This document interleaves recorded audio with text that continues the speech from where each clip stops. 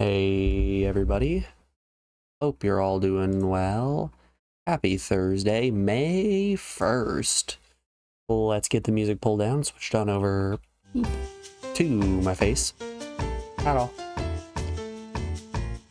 It's happening today. Today is the day that we are finally going to finish Ide Yousuke no Mahjong Kazoku. I'm feeling it. We've only got 2 more tournaments after we make it through this one. How long can that really take, right? It's just 2 more tournaments. Anyways, good morning, Joe. Good morning, Kami. Anyone else hanging out in Lurk? I appreciate y'all being here, as always, for the exciting continuation of Circle Mashing Simulator.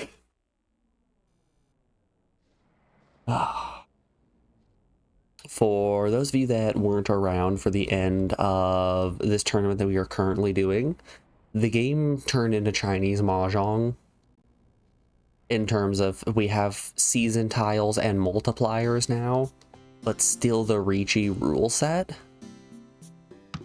So the end of the last match, Baldy, the one who's on the other side of the table from us, ended with over 150,000 points.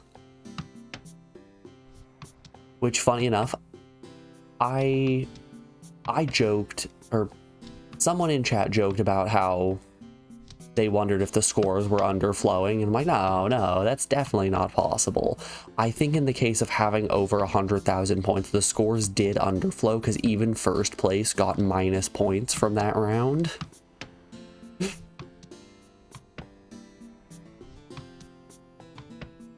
I don't think a single match was supposed to go above plus or minus 999 points. So everyone came out the other side of that round with minus 20 to minus 50.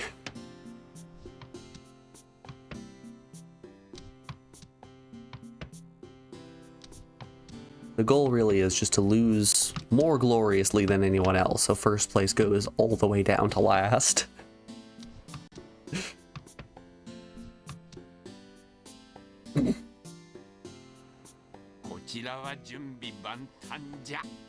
You can calm yourself, Baldy. He's not doing it. He's not calming himself.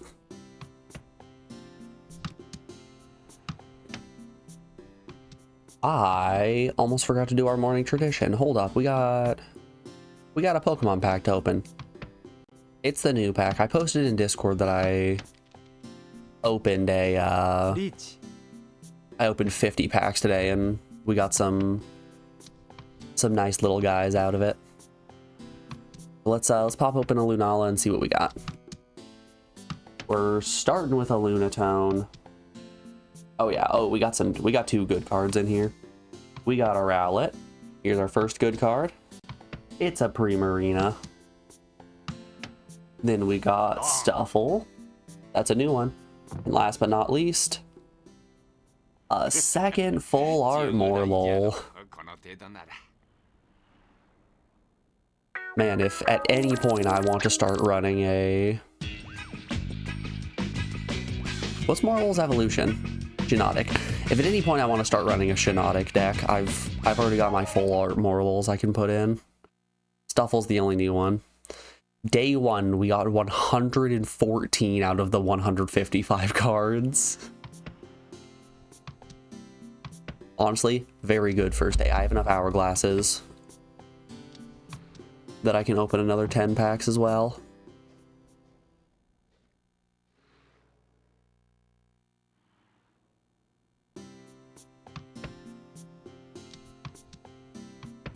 Your allergies are the worst today. Man, do I feel that one, Kami.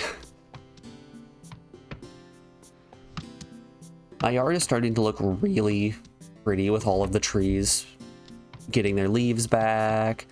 The flowers in our garden are starting to bloom. We're starting to get just wildflowers springing up in the field. But man, oh man, making these eyes so itchy.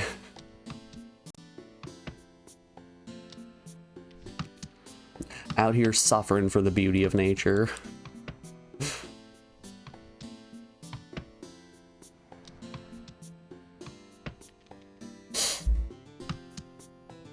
We got some promo packs we can open as well.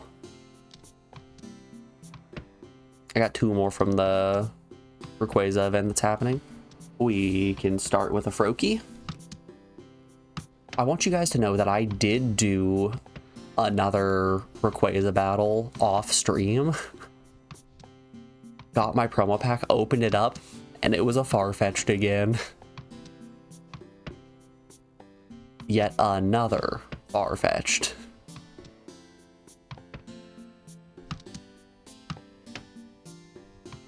But hey, pretty decent spread thus far.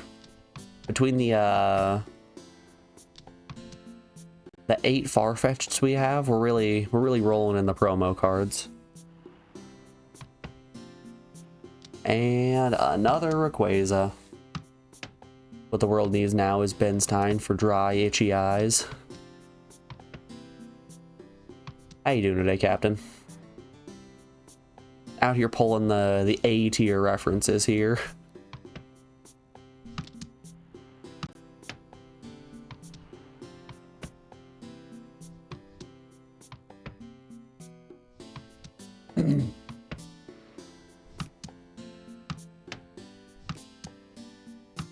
Commercials these days really don't hit the same way they did back in the day. I don't know if it's that I was a dumb, impressionable child or what, but man. Commercials back in the day of the Betty Crocker cake molds, they just hit different.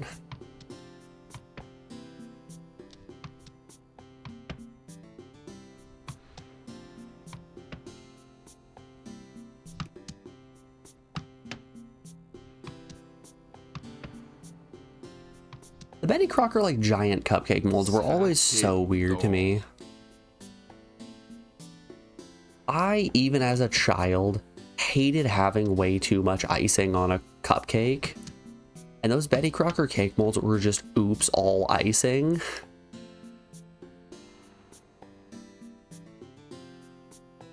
You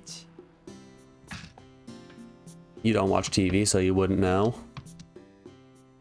It's a smart thing to do these days. I think things, you know, back in my day, things were different.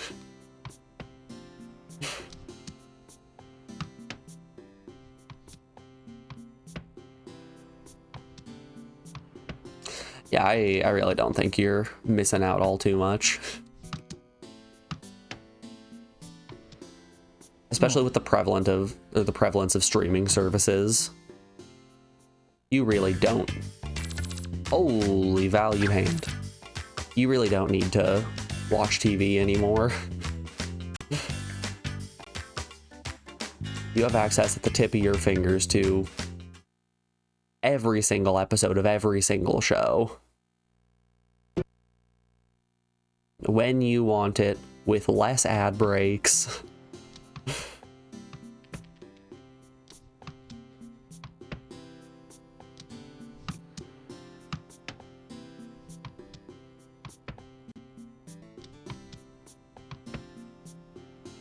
If you have the internet, you never need a TV. Yeah, exactly.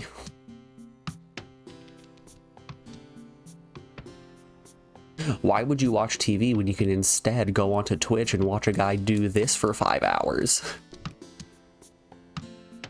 This is what everyone wants to do.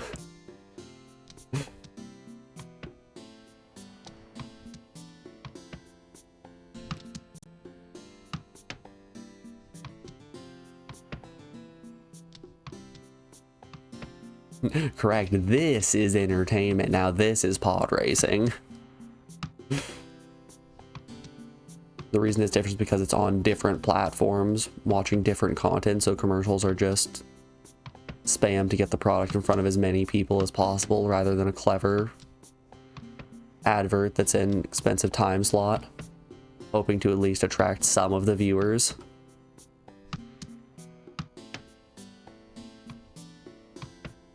So, by that logic, if I go and watch a whole bunch of SpongeBob, let's say, am I going to start getting ads for Legos again?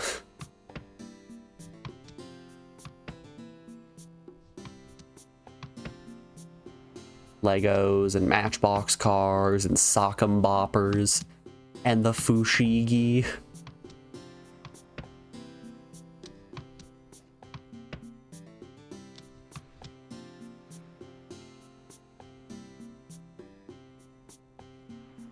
Just Google Lego sets like 15 times. You say Google Lego sets 15 times. I have this device right here that's listening to every word I'm saying, so I just Lego, Lego, Lego, Lego. All right, I'm gonna get nothing but Lego ads for the next month.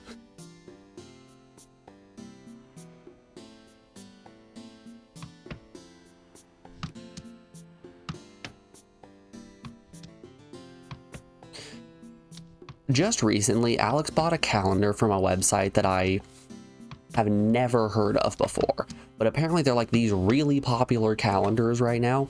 Never heard of them, never seen a single advertisement for them. As soon as the calendar arrived, boom, ads started popping up for me.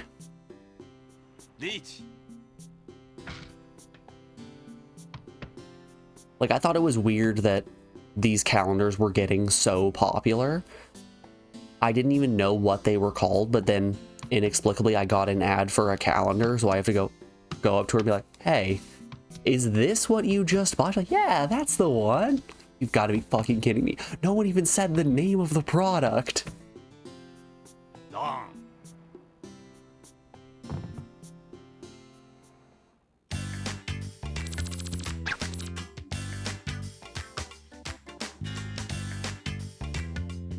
Anyways, this is the reason why whenever somebody leaves their phone anywhere, I pick it up and say Adults Dependable Diapers into the, or Depends Adult Diapers into the microphone 10 or 12 times. It really helps with their advertising algorithm.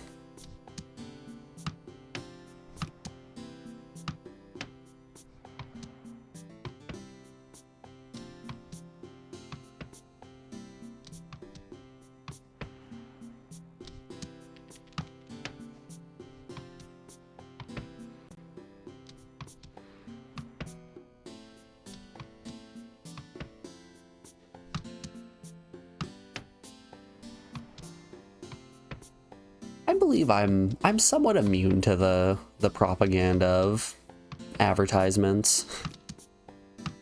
I can't tell you the last time I saw an ad for something and I'm like, I need that. I really need that. Reach.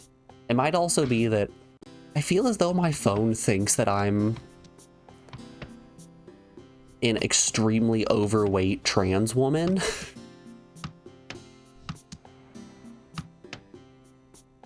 Because I'm constantly getting ads for like trans safety hotlines and GLP-1 injections.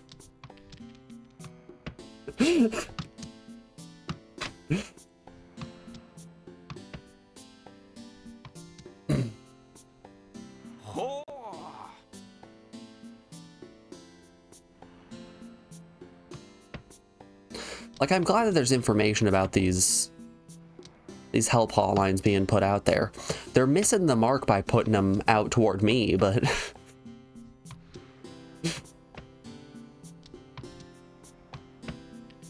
regardless, I'm glad they're out there.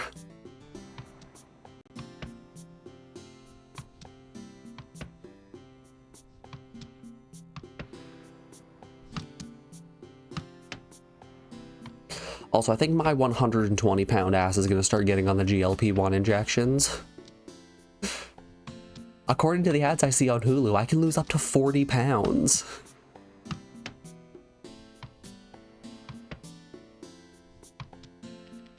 I think it's perfectly healthy for a 6-foot-tall man to be 80 pounds.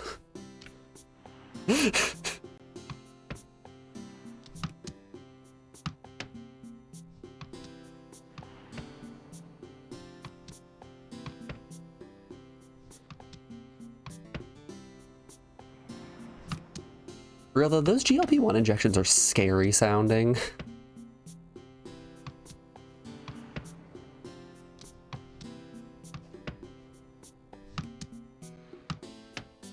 Injecting chemicals in your body that suppress your appetite and have the potential to make you lose a concerning percentage of your weight every month.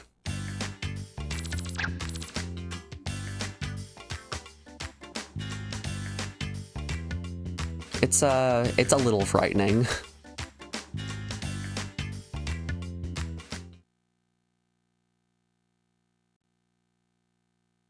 Facebook decided the content that you wanted to see was trucker memes and posts in Arabic. Well, did it work? Is that what you wanted?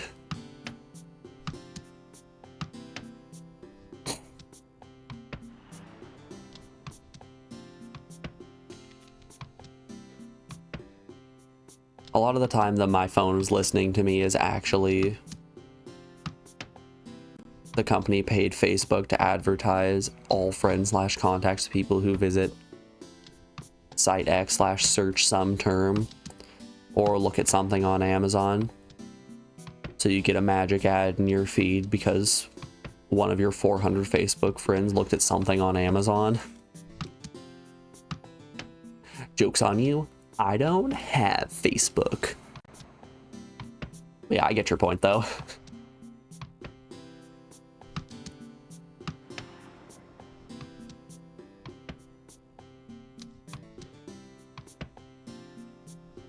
Twitch and Discord are really the only two forms of social media that I have. I guess technically I'm posting videos on YouTube. I'm not really interacting with people on it, though.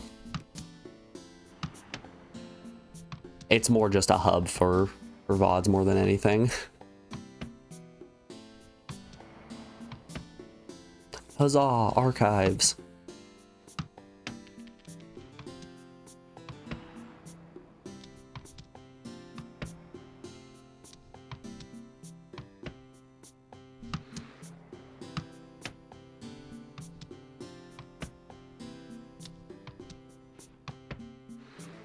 And, you know, to combat advertisements, I actually make a new email anytime I'm creating an account on something.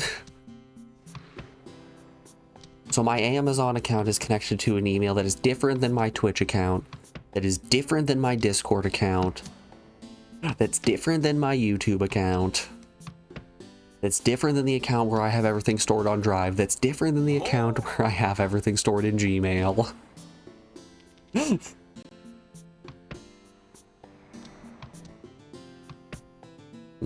know, that's kind of how we ended up with Uriah B22 being my Twitch account. Uriah B 1 through 21 were all taken.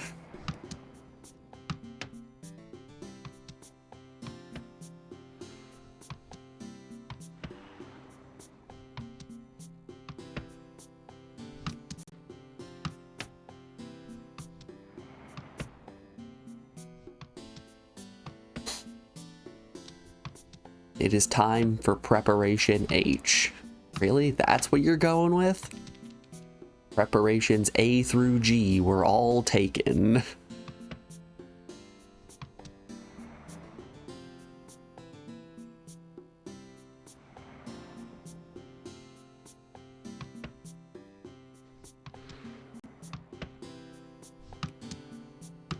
You got a few internet handles as well. Every member in my chat is just Captain in a different account.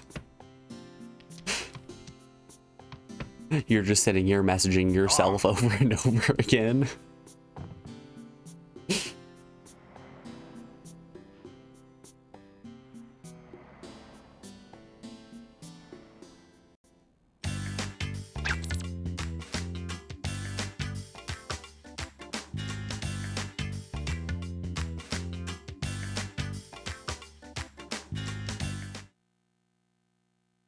The dead internet is just you.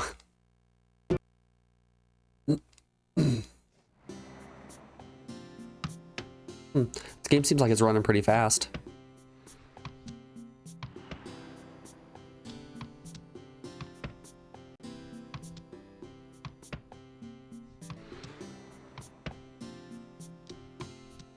Just like WD-40 was the 40th formula. Just makes sense.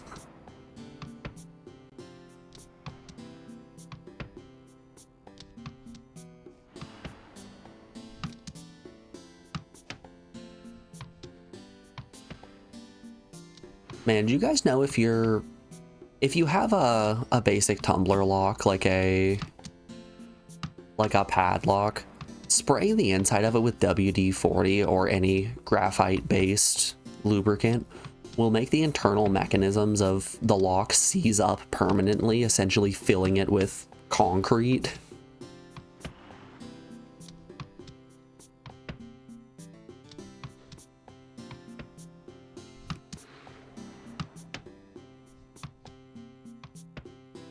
That's absolutely wild to me.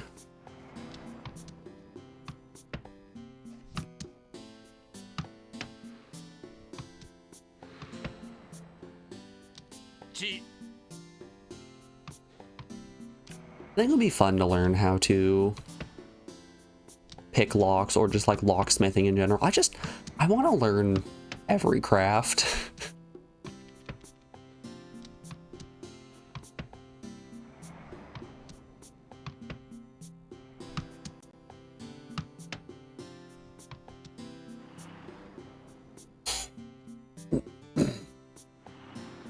I think learning locksmithing would be cool. I think even cooler than that would be learning how to facet gems.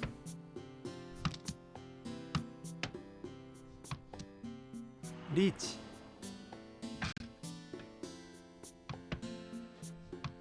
You love learning the popular locks people use are incredibly unsafe. You can just open them with some shims. I don't know if it's still the case, but the gun safes in police vehicles all use one universal key that you can purchase. Hey, look, much like saying your age on Twitch, don't go and Google this key. You will get put on a list, and rightfully so. But you can without a doubt go and purchase the key that will unlock any gun safe in a police vehicle. This is an actual thing that exists and is extremely scary.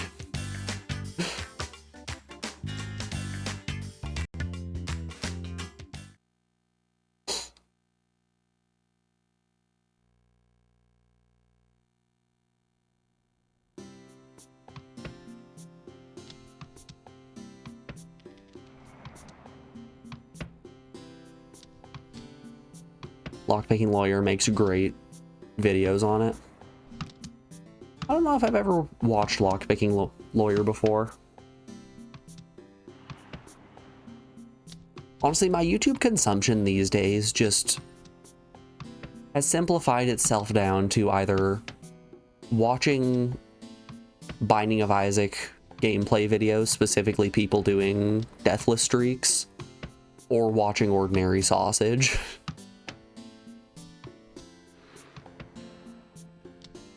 Those are the two things I'm watching.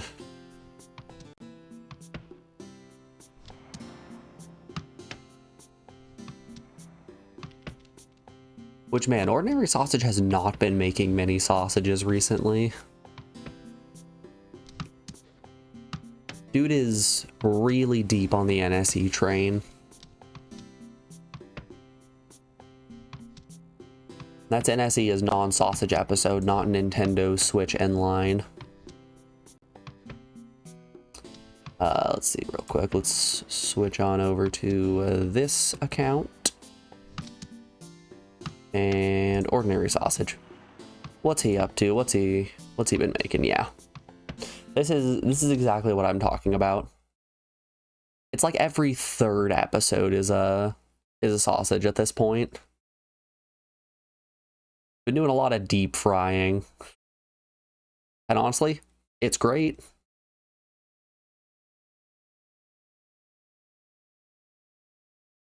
It's a lot of deep frying and then boiling steaks in various things. Still, very, very funny channel. Love it to death. I've never stopped loving it to death.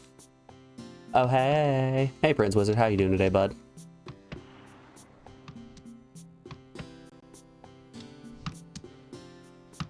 Diabetes channel. Less diabetes and more just clogged arteries, cardiac arrest.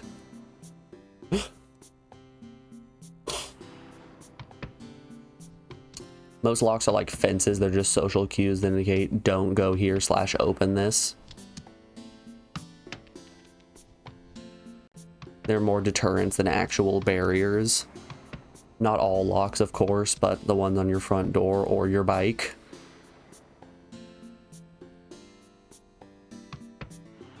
Deep fried Chipotle burrito was awesome. It was just Mr. Sausage discovering chimichangas.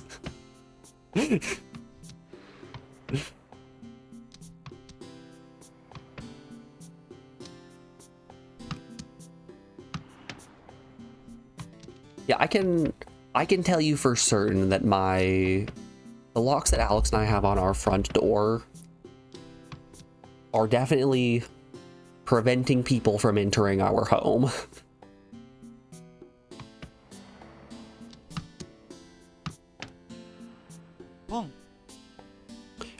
I don't remember the brand that we have, but we had a break-in in November. Yeah, it was right before we went back to my hometown to visit my mom for Thanksgiving. We had a break-in in the middle of the night, and we had to replace our locks.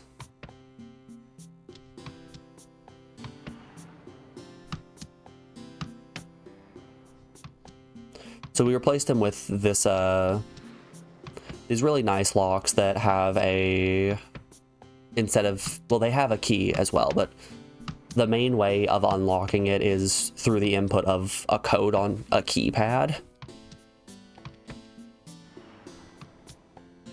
Tsumo.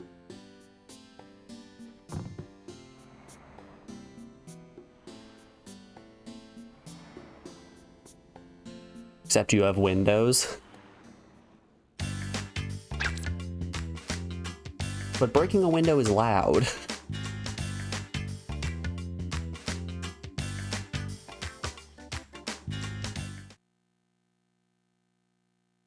If you break a window, that's definitely gonna wake the tenants of the house up, at which point you're not stealing shit. You're getting drove out immediately. You can force a lock quietly and then get in and get out. Luckily, we also have security cameras in the home, so nothing bad happened. And nothing bad has happened since either.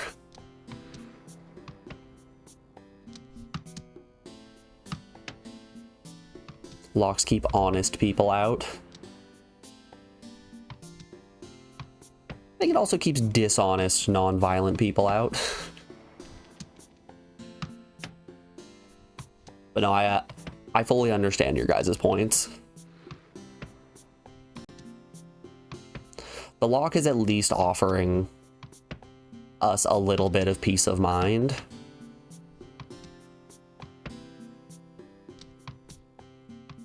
Like, the feeling of safety in one's home is extremely important.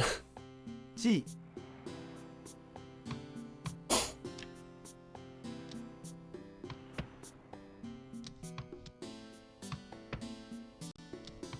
You have cameras in your home. Do you constantly think about the fact that they're recording you? Nope.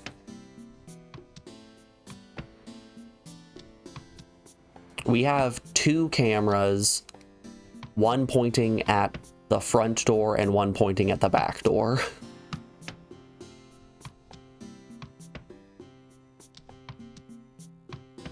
So the only time that it's really recording like our physical presence is when you're leaving or entering the house, and that's nothing. Oh no, the camera just recorded me putting my boots on. What am I gonna do? No, it's completely fine.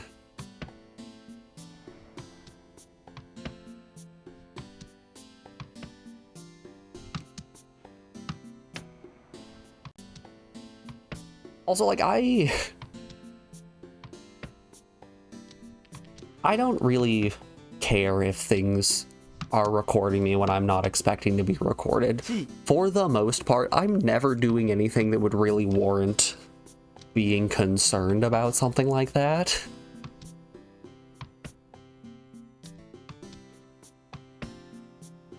Like, you'll always see people putting like sticky notes over the camera on their over the webcam on their laptop, and like, don't want you recording me.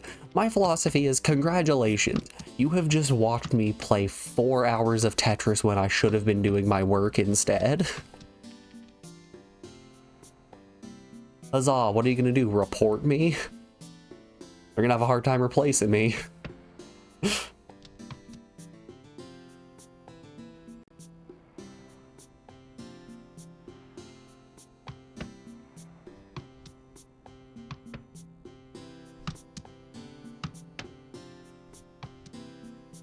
There was a sketch that I saw a while back. I don't remember who made it, but it was 2 hackers sitting in this room watching some guy's webcam recording. One guy walks in and is like, "Hey, how's it going in here?" First guy, "Awful. Just awful." What do you mean? "This asshole's been doing nothing but looking at videos of gorillas for the past 7 hours. You don't have any dirt on him?" No, let me see." Pushes the guy aside and looks at the camera, and it's just, the guy's still just sitting here. Monkey. What the fuck?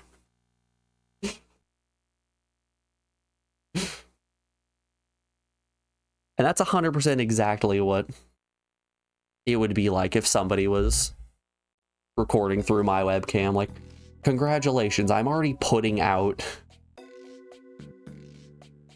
literally putting out content 5 hours a day on Twitch. You gained access to the uncropped version of my webcam. They gained access to this. I don't know. That's pretty scandalous. They get to see the entirety of Clonk and Bonkers and these 4 swords.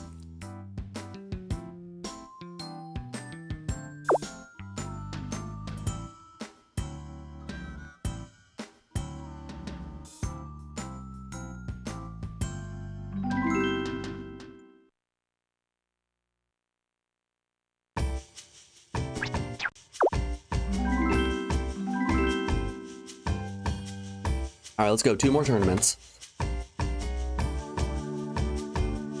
Show the skeleton? Well, don't mind if I do. Boom. Boom. There he is. The boy is back. Captain, thank you for bringing the skeleton back. It's been a while. I think that might be the reason that Ide Yousuke no Mahjong Kazoku is taking so long.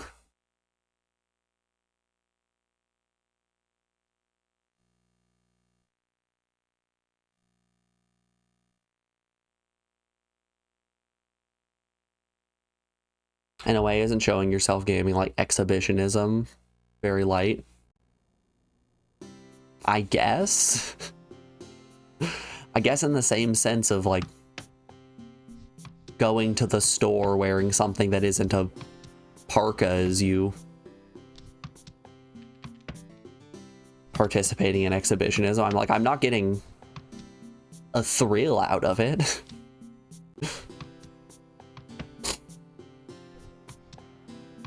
I think an argument could be made for it. I don't know if I would necessarily agree with it.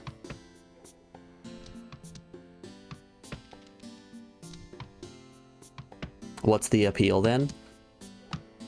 Personally, streaming for me is just a chance to hang out with cool people in this community and play fun games together.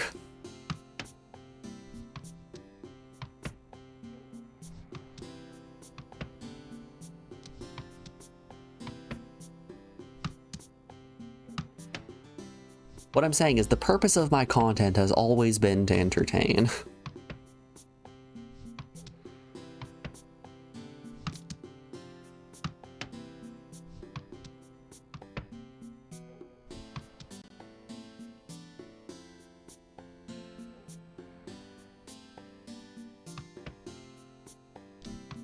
You were thinking it's like a Spectrum exhibition light to death penalty? What are you talking about, Prince?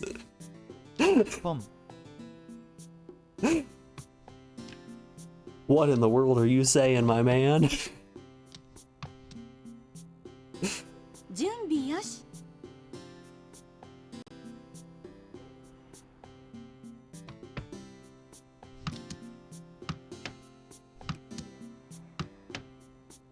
When it crosses over into nasty stuff. Yeah, that's never gonna happen on my stream. I have standards. My content is going to be as innocuous as possible.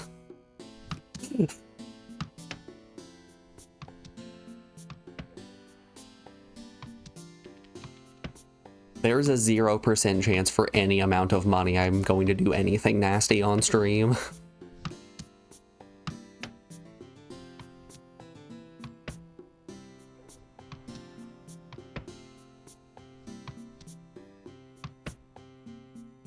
Due to fortunate circumstances, we don't live in an episode of Black Mirror, so I don't have to worry about it.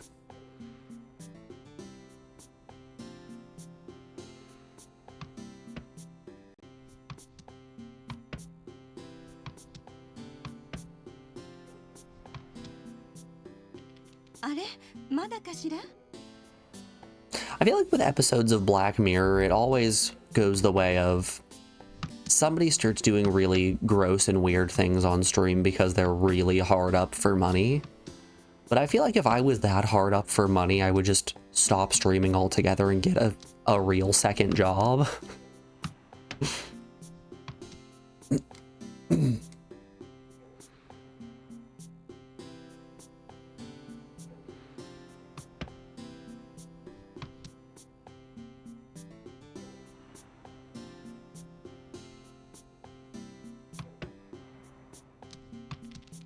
Because honestly, for 99.99% of people on this platform, streaming is not a sustainable source of, a sustainable source of income.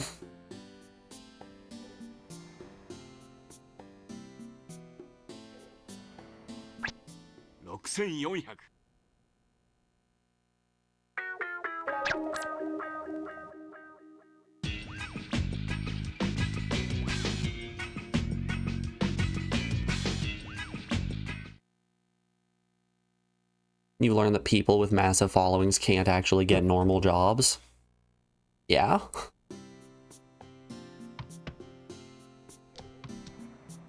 Is it because they have too much of a presence in the public eye to the point where it's too much of a risk to pull them in.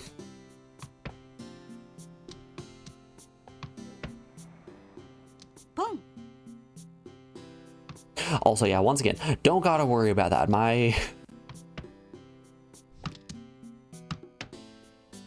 No actual real world skills. Okay, I understand what you mean now. Yeah.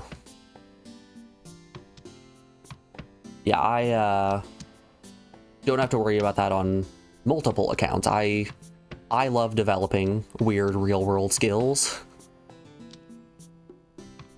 And also my streams of extremely niche ps1 Mahjong games aren't pulling the numbers you'd think they would.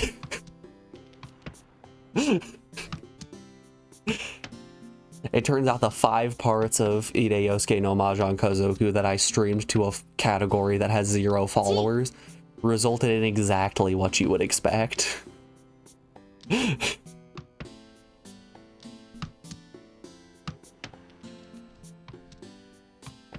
still better than actively losing followers during Dragon Quest VII. Oh, that one still gets me.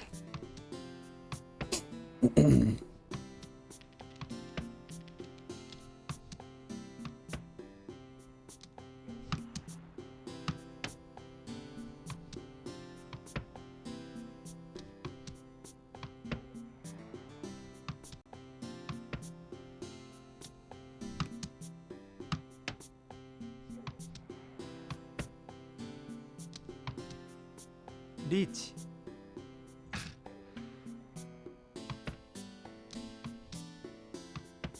Yeah, back to the point of people posting fitness pics. I think it's less a form of exhibitionism and more sort of individuals trying to get their foot in the door in terms of becoming a presence or an authority on 5200 in this specific section of the internet, at which point something that they enjoy could become a little bit more than just a hobby.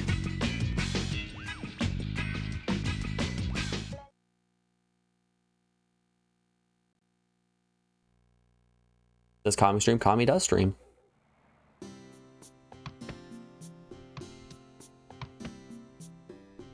And Kami is probably one of the 3 streamers that I watch consistently.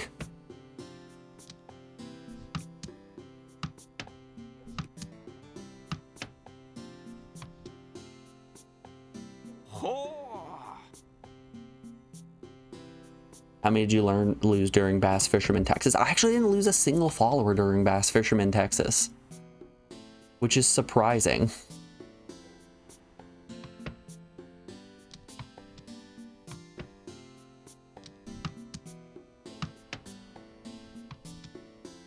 Because that game was bad. I actually gained a follower during Bass Fisherman Texas. I think I only gained 1.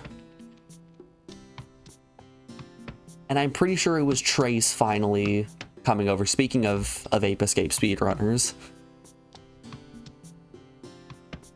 if I'm remembering correctly, during Bass Fisherman Texas is when Trace came over to the stream. And that was the only follower that I gained in the entirety of Bass Fisherman.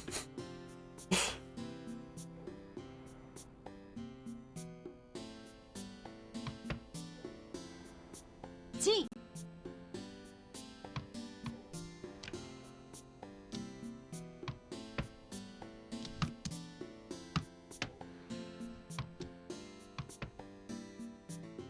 Rom. Wow. That hand completed very quickly. Oh no. Haha, still in third. Still in third by seed order.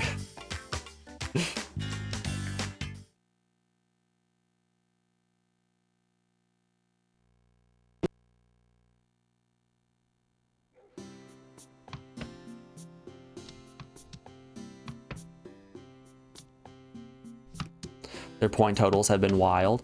So the difference between Riichi and Chinese Mahjong. I know there's a difference in terms of the way that the game is actually played, but the strategy is entirely different.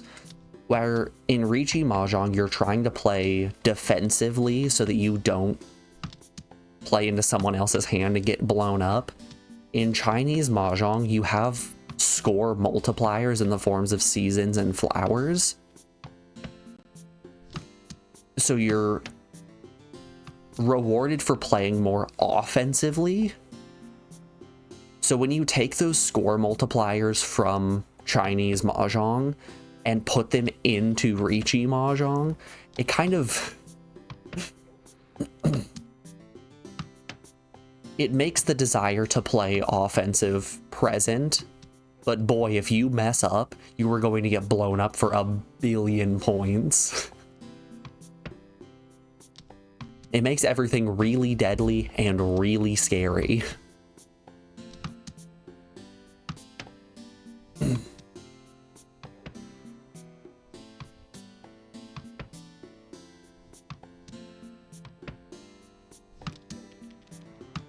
Gotta head to the bank, you'll be back soon. Best of luck at the bank. Wowza. People's hands are going places fast. 500銭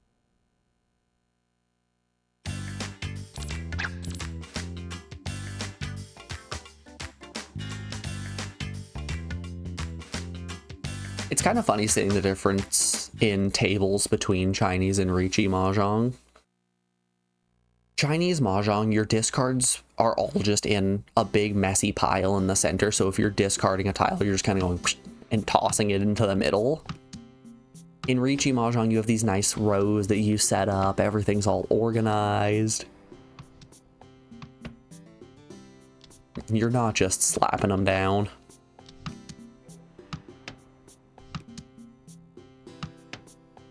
Oh boy. We got summer, we got winter.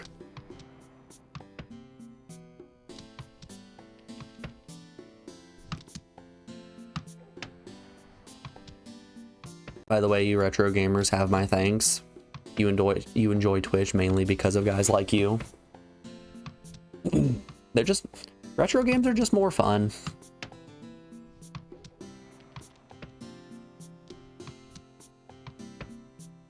We're truly out of the golden age of gaming, and this right here, this is the golden age. Never have they ever made a game that is more enthralling than Ide Yousuke no Mahjong Kazoku. Pinnacle of gameplay right here. Requires deep knowledge of mechanics. Insane reaction times.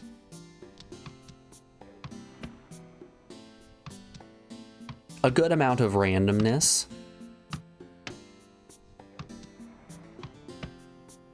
And more than anything, copious amounts of patience.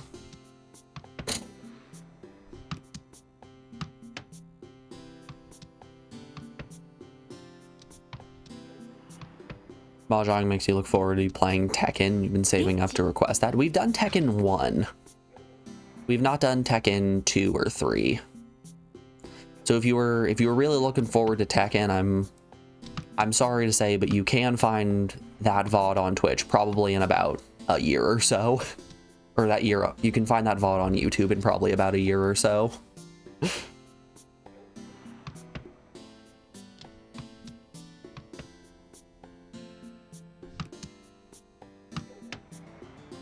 Which, speaking of VODs, I have finally been starting to edit the Kingsley's Adventure video, and good golly, let me tell you, video editing is hard.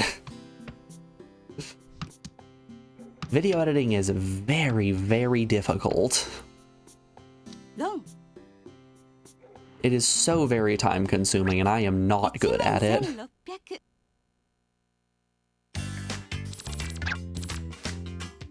So it's very much a slow burn. In terms of the video structure, I just made it out of the tutorial area and into World 1. So hey, that's about 10% of the way through. Getting the intro done was definitely one of the biggest things. But I did it. I done did it.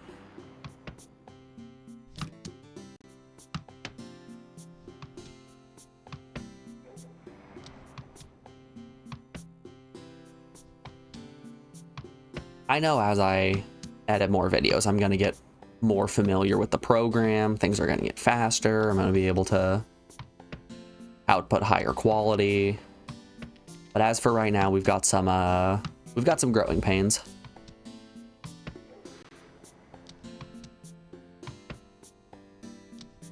Like I struggled for a good 20 minutes or so trying to just get a video to go from clear to blurred over the span of like 2 seconds.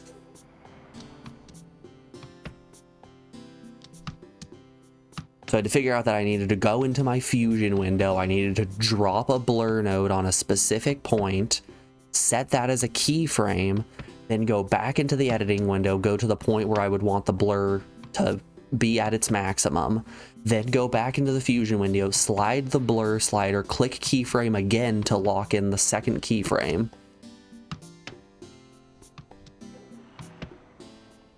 It was a whole ass thing, but we did it. ロン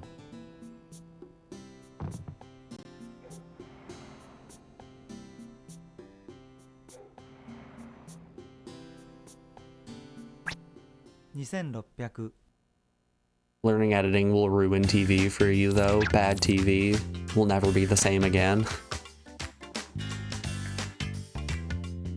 I'm usually not really paying attention when I'm watching TV. Like,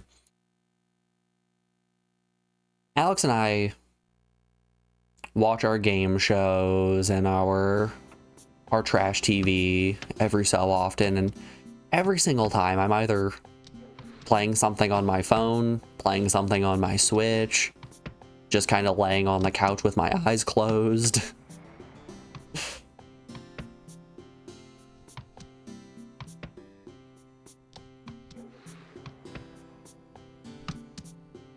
But I have a general working knowledge of how editing is supposed to go.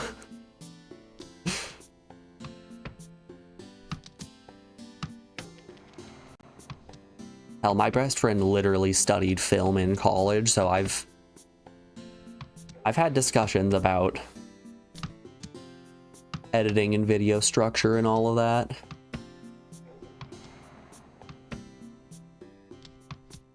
You can guarantee 2 things in any video that I'm gonna make. It's gonna have a bunch of L cuts and J cuts, and 2, it's going to have 0 fade in and fade out transitions.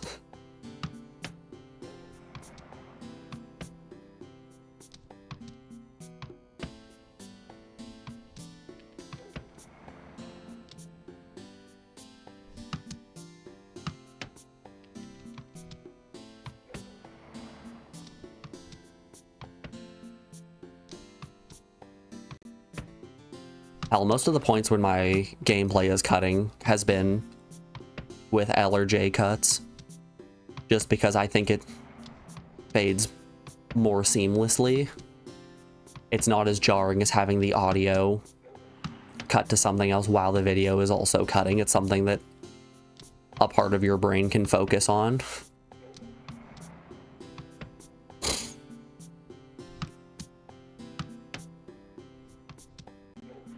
Reach. You're going complete old man mode. Yeah. Since the age of about 12, I've really been embodying the spirit of an old man.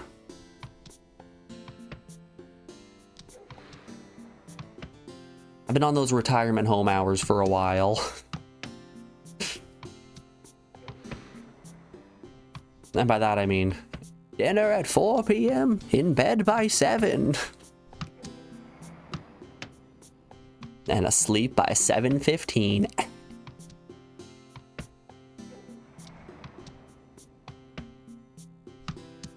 No, in bed by 7, asleep by never, because I've forgotten how to sleep over the past 20 or so years.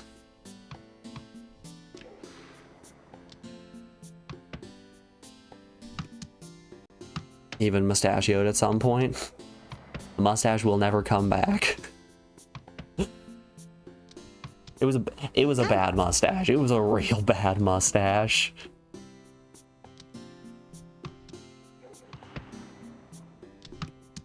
Thank God. Prince, I think you're the only one who's on my side in this case. Everyone else wants me to bring the mustache back.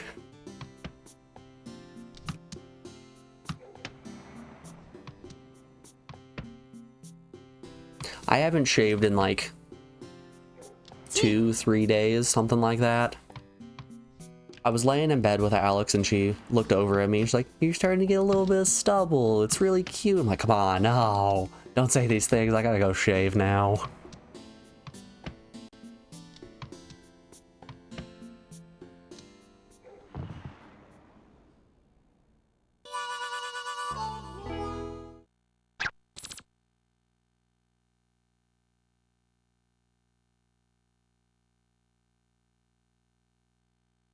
Yeah, my routine is mostly I let it grow until it starts getting uncomfortable, which is usually around the 3 to 4 day mark.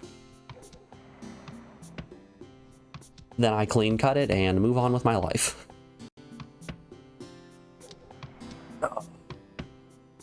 Alrighty, y'all. Before we continue this hand, we're rounding out hour 1 of the stream, so we have an ad break coming up here in just a second. I'm going to put you guys over on the BRB screen, play some music while I run a couple ads, and we will be back in just a second. I will see you on the other side of this break. See you back then, y'all.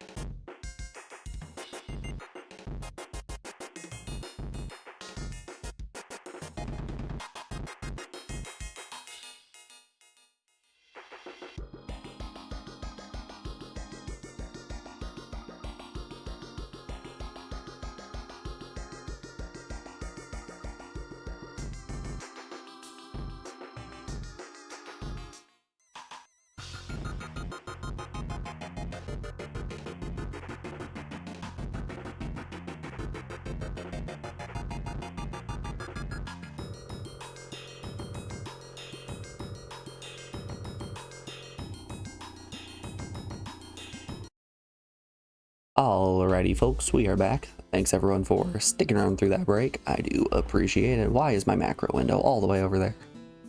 We want you right here. Perfecto. Let's get back to the thrilling gameplay.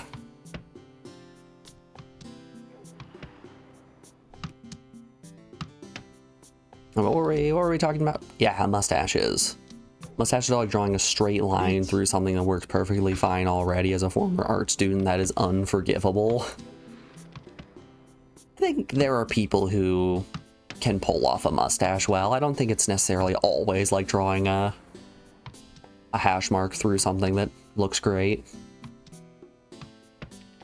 I think there are people who can really pull facial hair off. I think given my frame, the structure of my face, everything like that, a mustache just doesn't work well.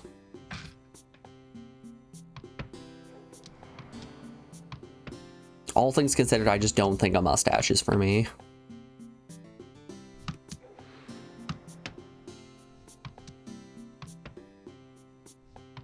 Like there are certainly people out there that have long,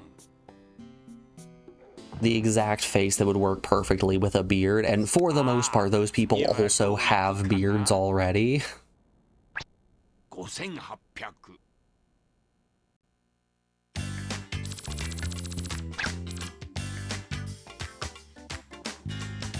Like if you see a biker type dude and think to yourself, man, he would look better without a beard, chances are you're wrong.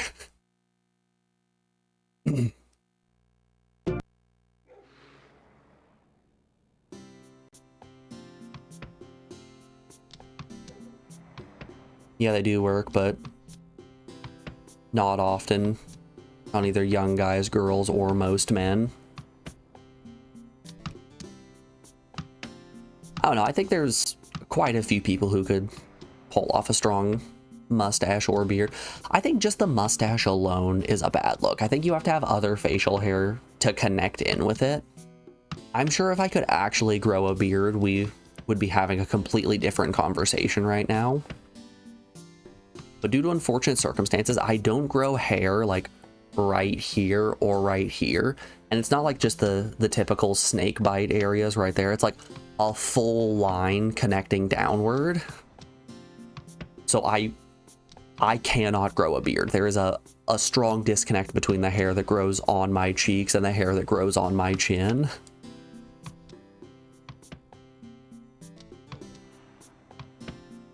And if it does grow in, it looks weird. Like back when I did have facial hair, I would still shave my cheeks. But like the hair on my chin was really long and wispy. The hair on my upper lip was also really long and wispy. To the point where the bits on the edge kind of hung down in silken strands, kind of like Master Paimei from Kill Bill. Able to do the good old Reach.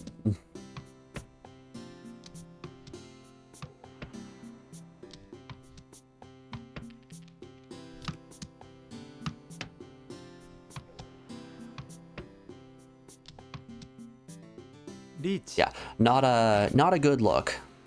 A look that I unfortunately did stick with through the end of middle school, all of high school, and half of college.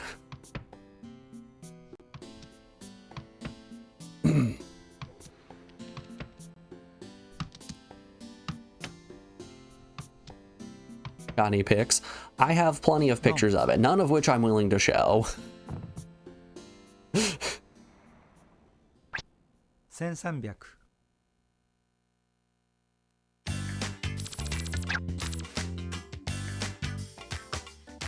Yeah, there is no amount of money that I'm willing to let those demons free out into the world.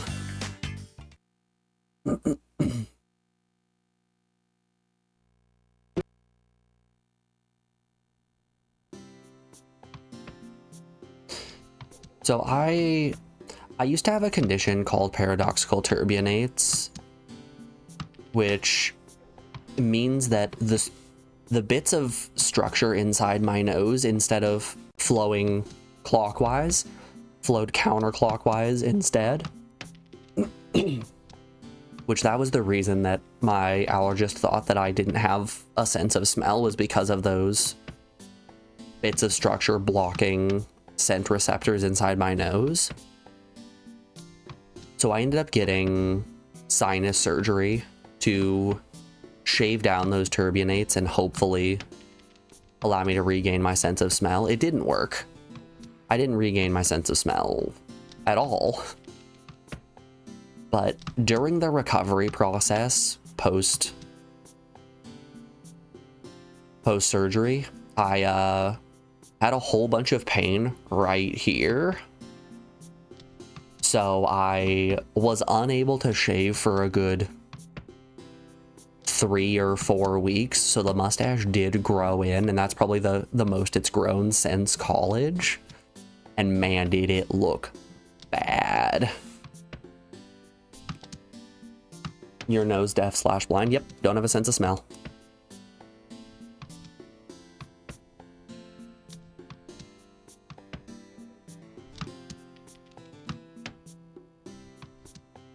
Like Hitler bad? No. So here's the thing. Since the pain was only like right here directly in the middle, my choice was either to shave into the Charlie Chaplin mustache or just keep the whole thing, and I kept the whole thing. I'm not looking to make some bad World War II connections. So I left the whole mustache out of respect. リーチ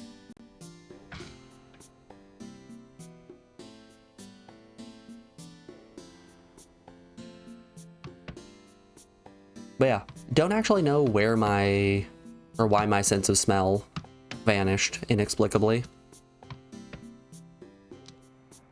It could have been from chemical exposure inside labs. I did a lot of lab work throughout college. It could have been that the turbinates inside my nose grew out and destroyed the scent receptors inside my nose. Do you have scent memories? I do.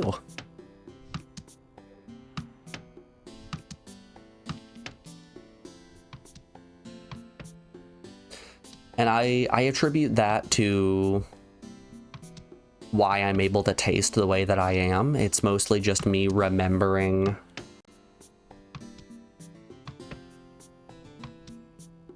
what things taste like, or what things smell like. If you had no sense of smell, you'd be bisexual too. You're really just saying things today, Prince, aren't you?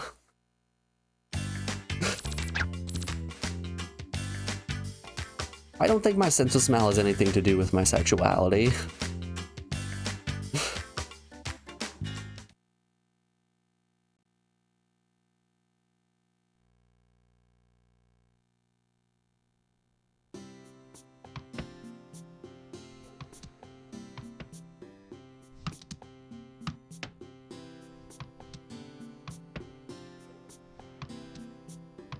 I wonder if I still actually have the photo of that. Do people do that? Just go on the internet and say things? Captain, the answer might shock you. Let's see here. Golly, I got that surgery back in 2022. Oh yeah, there it is. You guys want to see an x-ray of the inside of my skull?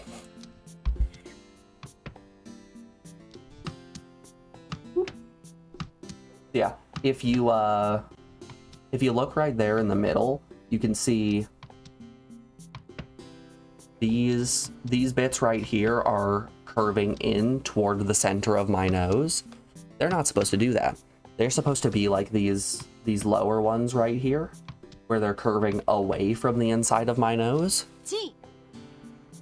Those are the turbinates, which are bits that hold your nose in place. And since mine are curved in the opposite direction, they're essentially running over the location where scent receptors would be in a person's nose.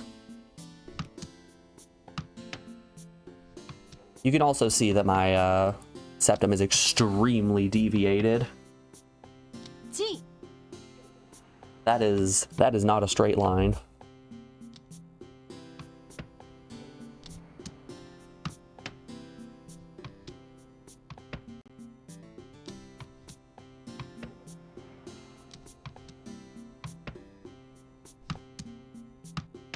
Can you breathe through both sides? Very rarely.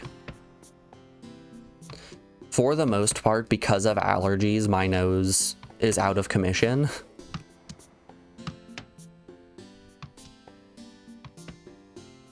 Like, just in a general sense, but sometimes if I lay on one side for a while, my sinus drains, and if I, like, flip over for a very brief moment when the other side is draining, it's like a second of just, oh yeah, I'm unstoppable, and then the other sinus fills up. I am now stoppable again.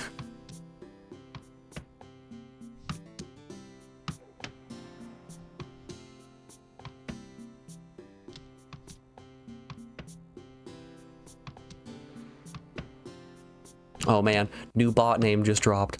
Polish Dread Employment Tag. Sorry, Employment Ag.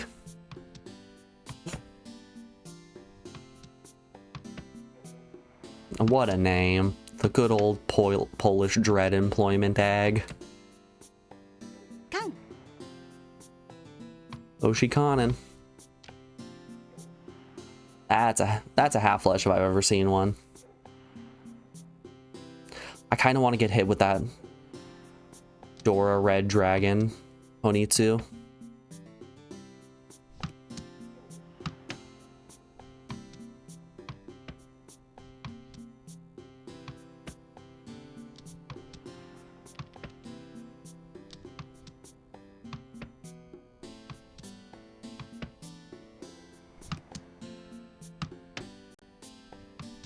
Yeah, scent memories are very strange. It's like if I don't see an orange and someone has just eaten an orange in a room, I won't smell orange. But if I see someone pull an orange out of their bag, start peeling it and eating it, I'd be like, yeah, it smells like orange in this room.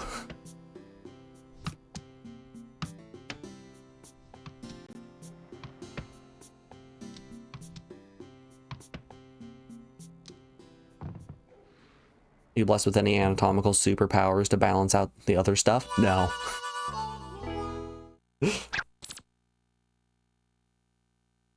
Anatomically, I think my siblings won the genetic lottery, or at least they took all the good genetic points away from me.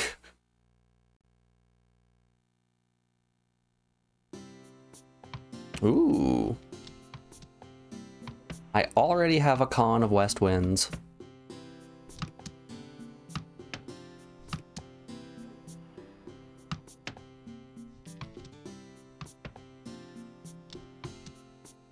Imagine you regain your sense of smell in the future and find out that all those memories have been rescripted.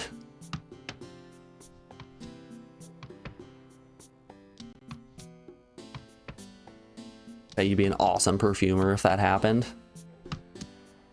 Honestly, one of Alex's biggest fears is that I regain my sense of smell and then it turns out, oops, she's stinky.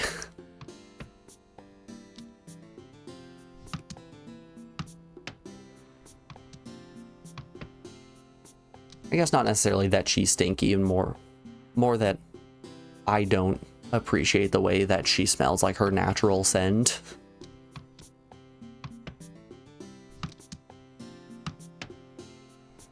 But hey, it's been 5-6 years since I lost my sense of smell.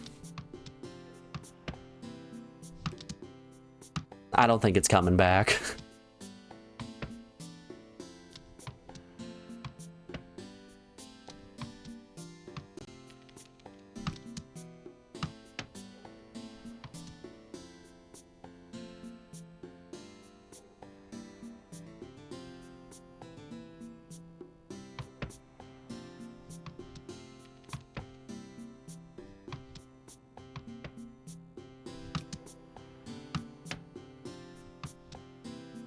つも Wow. Man's just running away with his hand. 400、700。Is your hearing / sight improved? No, I've got pretty average vision and hearing.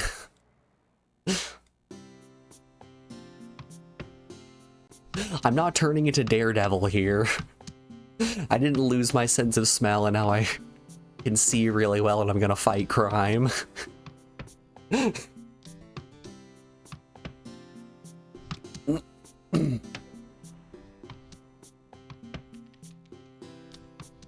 I feel like if I was born without a sense of smell, maybe my other senses would have had more time to adapt and become stronger.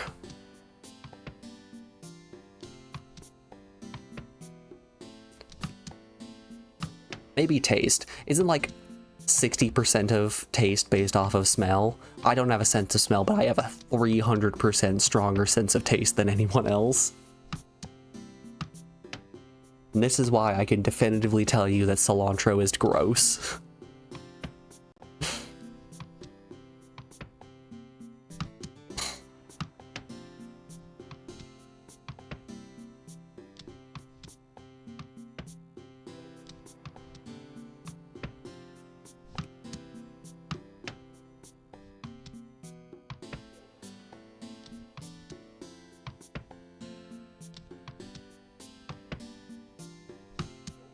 Cilantro tastes like stink bugs, actually.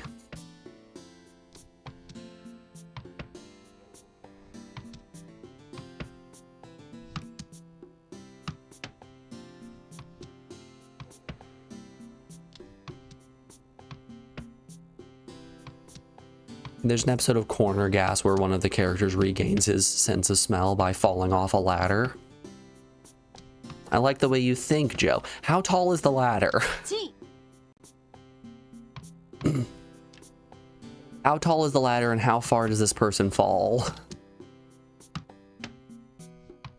Because I'll tell you, I got a regular ass ladder right out there.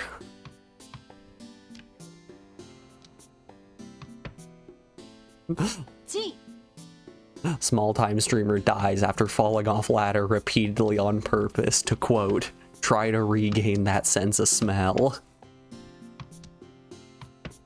I want to sniff again. In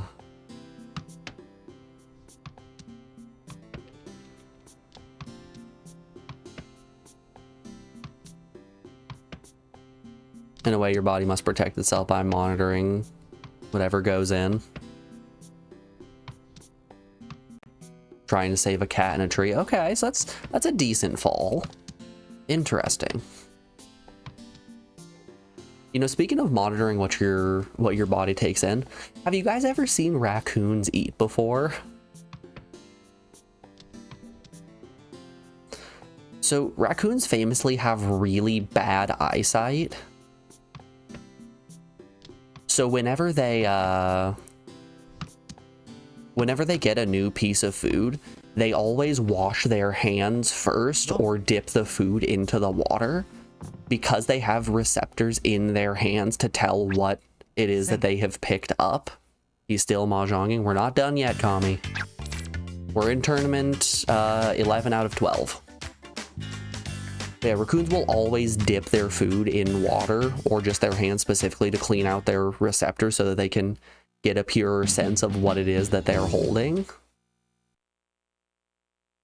So if you've ever seen videos of people giving cotton candy to raccoons, it's always just so sad as they have this ball of fluff, then they go over to the water and dip it in and pull their hands out and there's nothing. They look really, really confused and concerned.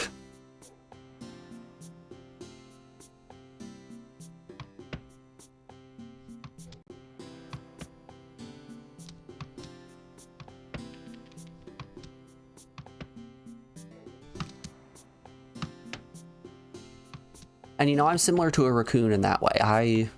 I also can't tell what it is I'm eating until I start touching it, and this is why I'm always jamming my hands into hot bowls of soup.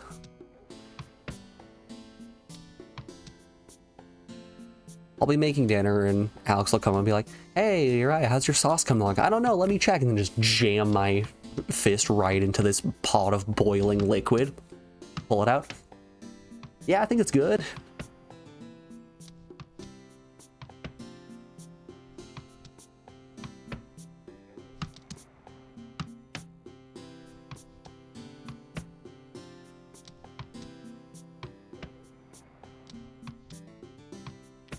I thought you were gonna say you always dip your cotton candy in water and get upset. Well, that too, but that's unrelated.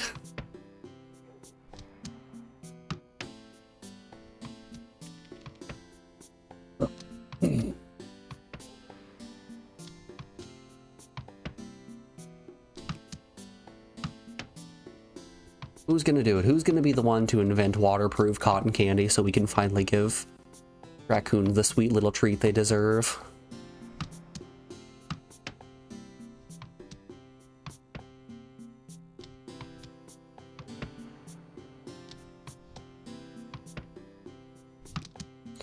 Raccoons are actually extremely smart animals. Unlike koalas, koalas are so freaking dumb. Have you guys ever seen a koala brain before?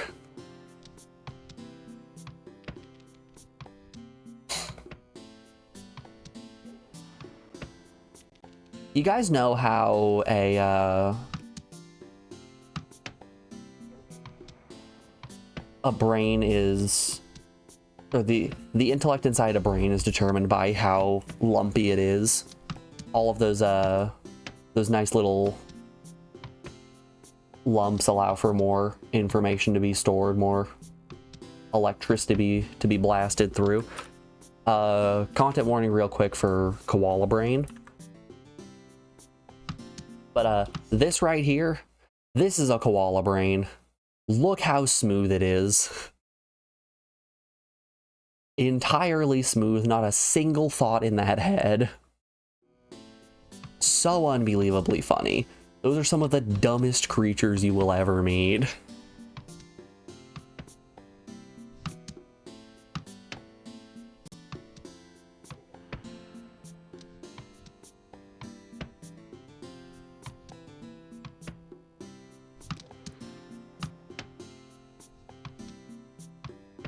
You like to imagine at this point in the lore, the kids are so tired of playing Mahjong with his family, he's just tossing every piece he gets.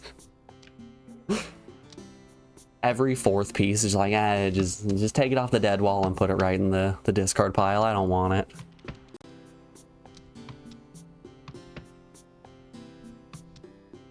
This is essentially just Ide Yousuke playing a game of Sanma Mahjong with two of his friends.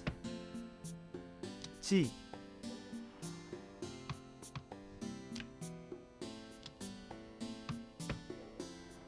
I like to imagine lore-wise Ide Yousuke is getting really upset. The fact that I'm not taking Mahjong seriously at all.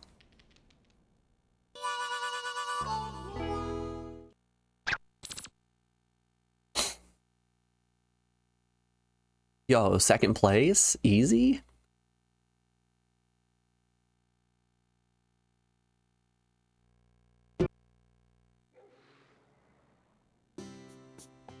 Google wet koala. That sounds dirty. I will not be doing that.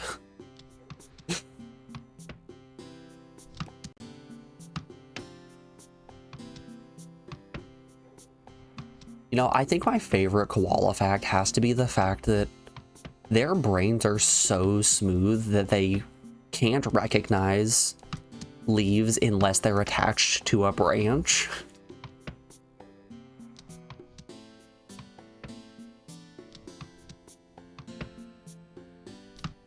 That and the fact that they survive exclusively off of eucalyptus leaves, which are poisonous to them.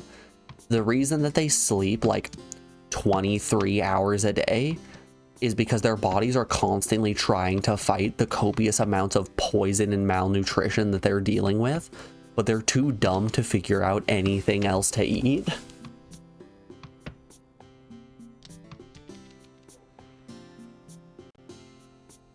Which both of those, hilarious facts. リーチ People wonder why koalas are such dicks when you wake them up. It might be because they've eaten nothing but poisonous salad for the past several 100,000 years. Million years. How long have koalas been around? A while, probably.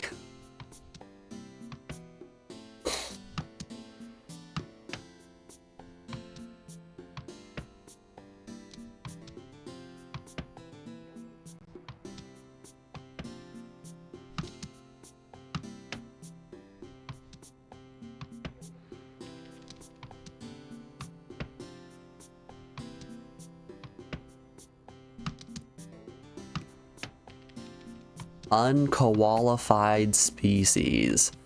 Pay the tax, Prince. That's a captain level joke. Pay the tax.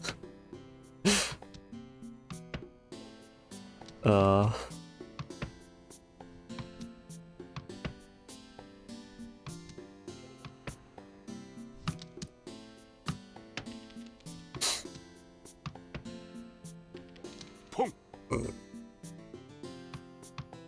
How do you do that? It's a channel point redemption. I'm doing it. I'm hovering over the ban button.12000 Hey, he got a Chitoisu. Look at him go. No big deal. Still in second.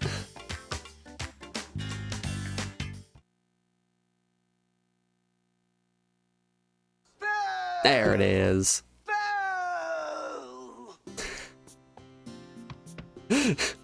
I love the pun tax. It's one of those things where I don't know if anyone else appreciates it, but it brings a smile to my face every time.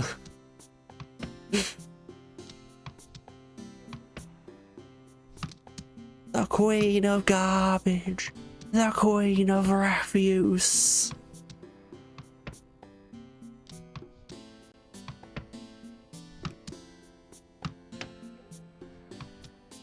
Man, I don't know if I told you guys, there was there's a local pawn shop that was having a huge sale on a bunch of its DVD stock. And the sale was buy two, get one free. Alex found a box set for Three's Company and Criminal Minds that she wanted, but couldn't find a third box set that was calling out to her. So we ended up picking up the entire first season of Columbo on DVD, which kicks so much ass.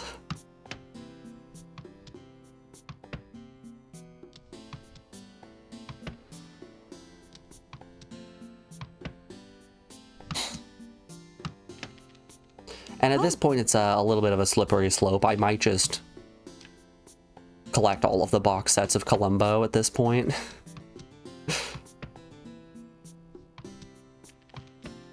I think we're only missing one season of Three's Company now as well,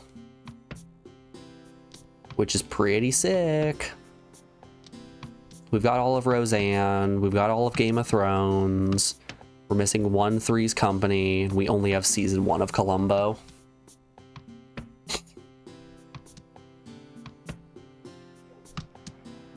Gotta eventually get to the episode with Leonard Nimoy. We've got to get those late stage Columbo episodes where where Peter Falk went back to being in movies instead of just episodes of Columbo. That final season of Columbo is so strange.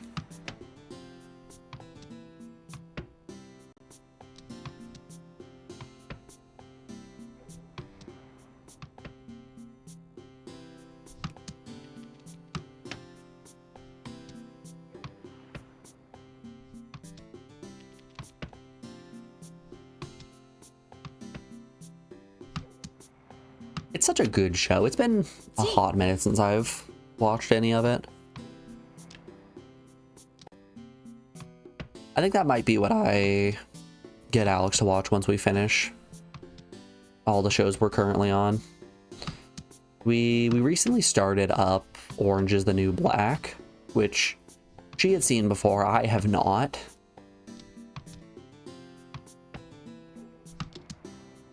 And it's been an interesting show thus far.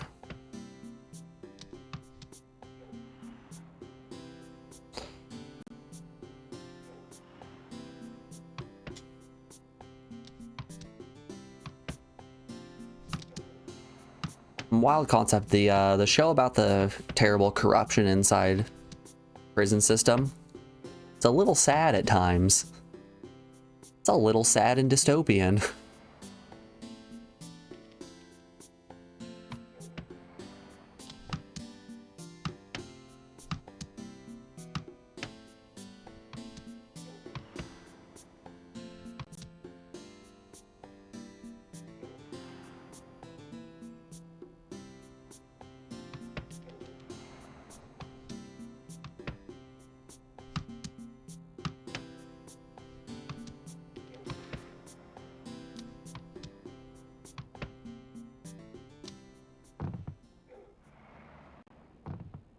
You ever seen the first 3 Miami Vice seasons? I have not.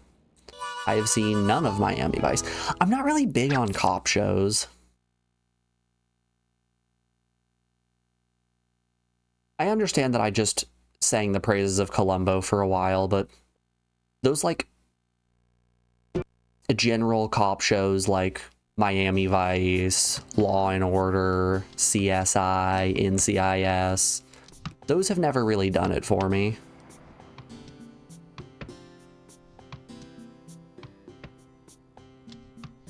Columbo, I feel, is a bit different because it's actually written well and has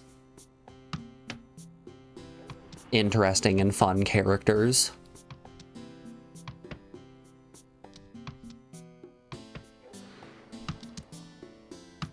I also just really like the structure of showing you exactly who done it, and then Columbo just rolls in, starts dinking around as he is wont to do, and ends up doing great.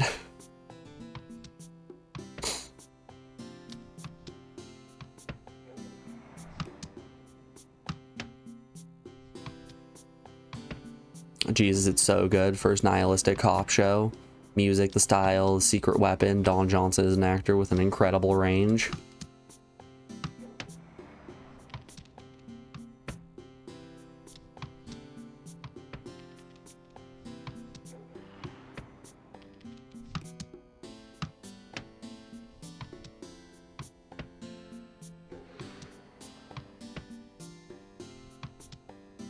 I don't know, I think it's one of those things where there's a lot of media out there that I wish to consume, and I've only got so much time on my hands. And for some reason, I just keep playing Ide Yousuke no Mahjong Kazoku on stream. I could be spending this time watching Columbo instead. But no, just for you guys, we're gonna keep playing Mahjong. I know how much everyone is clamoring for more Mahjong.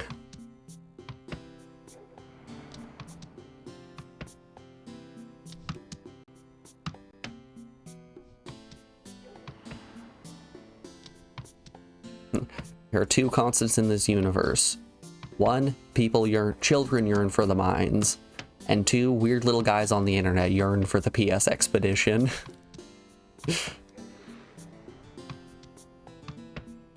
It's dinner time there. Thanks for the great hang. Go enjoy your dinner, Prince. I appreciate you stopping by.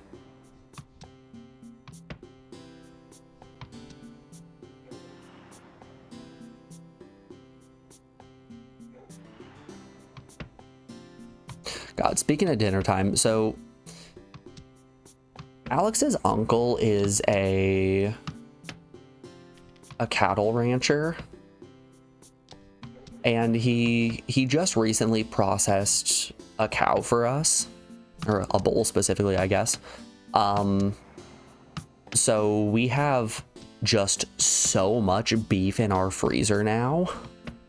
Like, I kid you not, we have something in the range of 400 pounds of beef in our fridge that's going to last us probably about a year.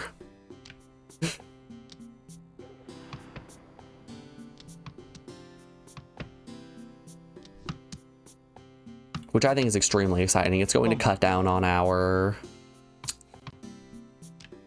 food bill every week by so unbelievably much. Who's texting me? Google Photos? What do you want me to do, Google Photos? Check out your highlights from the past month. Ah, yes. My good old highlights from the past month. Such beloved pictures as pierogies and pizza. But don't forget about chicken pot pies.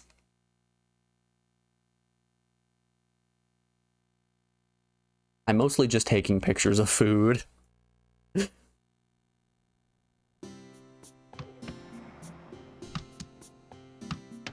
Good news though, you found a button that makes Persona 2 better. Is it the fast forward button? Kami, is the button you found the way to frame skip on your emulator so that you can actually grind substantially faster?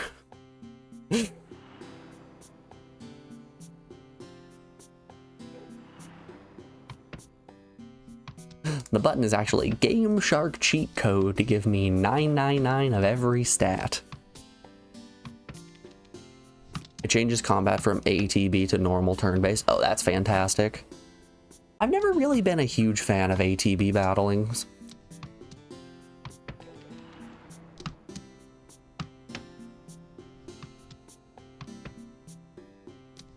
I feel like anytime that a game has an ATB system, the computers always cheat in unbelievable amount.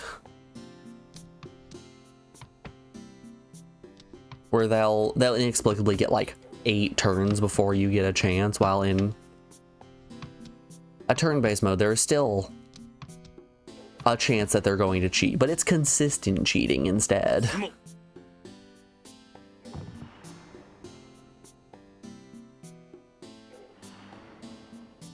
I would rather get consistently cheated than inconsistently.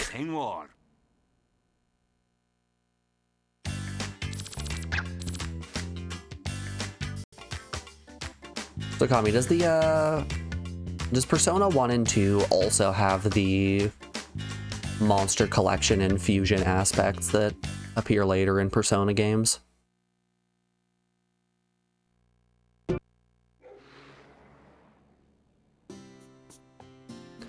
Am I gonna need to bust out the spreadsheet and make a ridiculously long flowchart in order to get the creature I want with the debuff magic that it needs?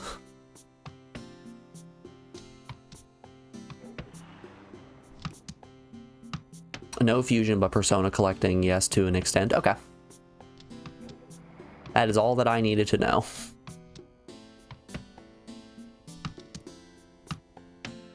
I always found that to be one of the best parts of Persona games, is the fusion aspects. Like, you guys saw me play Azure Dreams and get really into figuring out exactly how to optimize my creatures.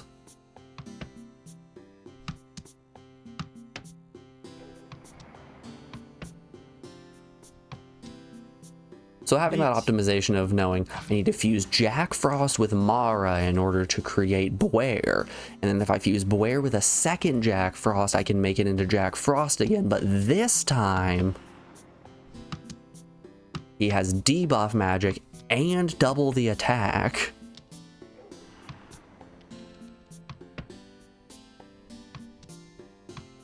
Yeah, the game's nice enough to explain personas and how it works in depth, so you'll know when you play. That's good.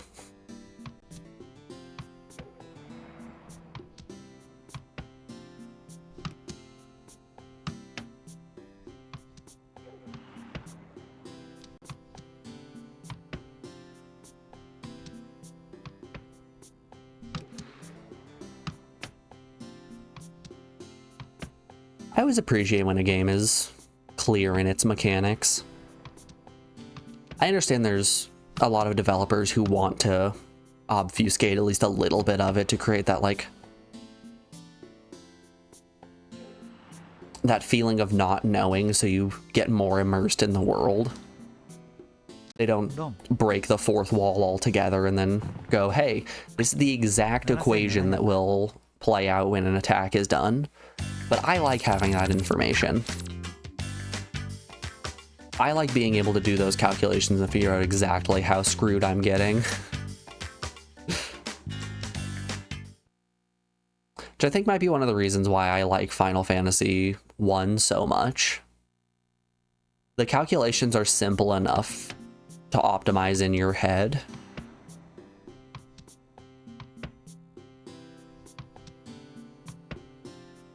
Mechanically, not a very deep game. And that's to its benefit.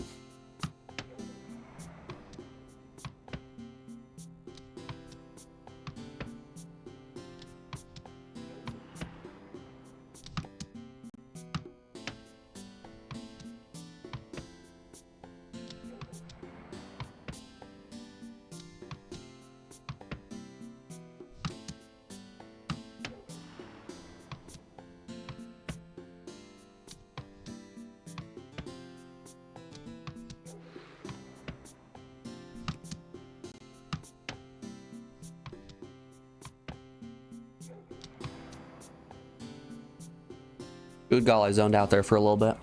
Thinking about beef again.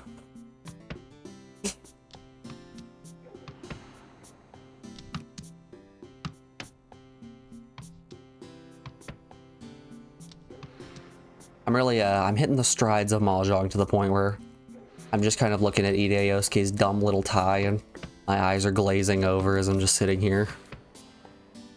Gameplay. Dom.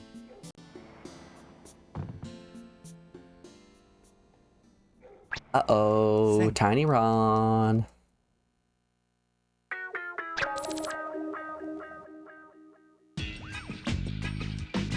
Damn, we just got hit with a Roan and we are still in second place.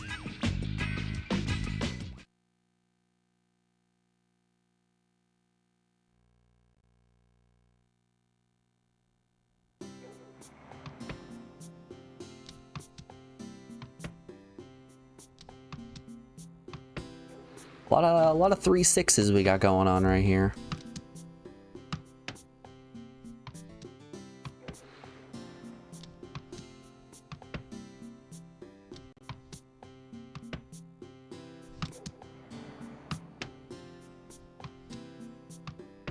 God, I had a piece of candy the other day that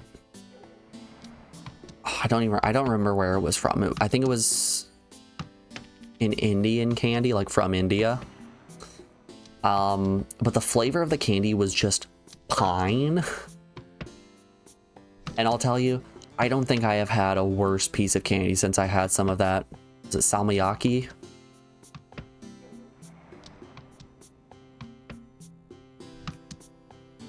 Like, it doesn't beat out the salty Finnish candy that literally made me puke, but it was gross.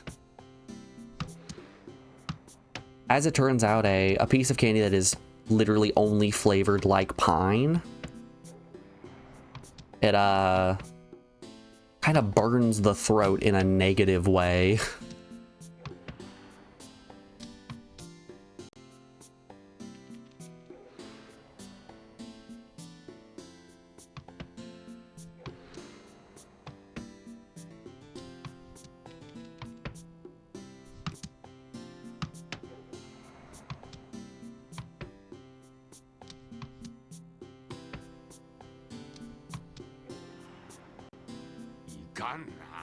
I would still say that the worst candy I've ever eaten is the Finnish salt candy. You guys ever had any of those before? It's supposed to be the flavor of salted black licorice, but personally I can't taste the licorice in it at all. It literally just tastes like salt, and it hurts to eat. Very, very nasty.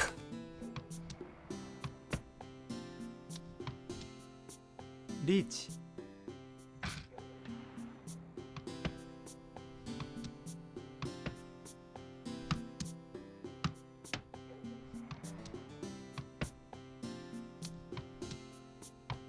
Like, this is coming from somebody who loves black licorice.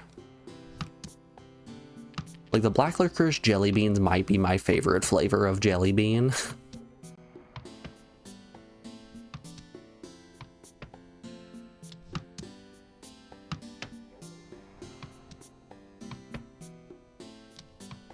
I know you got a lot of people out there who will fight to the death that Tutti Frutti, toasted marshmallow, buttered popcorn are the best flavors of jelly bean, but I will stand tall and stand proud telling you that the best flavor has to be black licorice.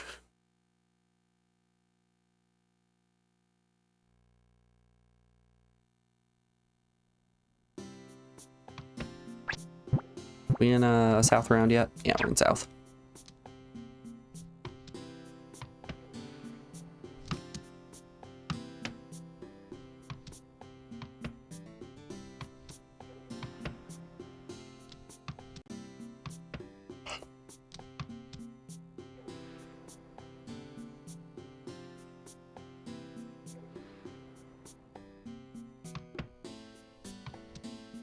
Oh, he's getting another season.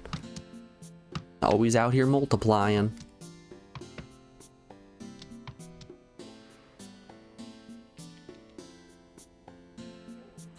I'd be curious for somebody who is not me to dissect this game and figure out exactly what all of the facial expressions mean for the characters. Because right now, the old man to our left looks so crestfallen.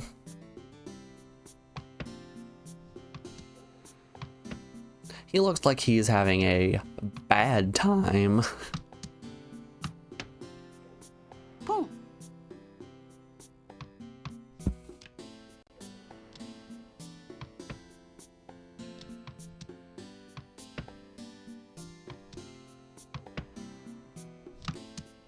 I think there might also be some strategy here at when somebody calls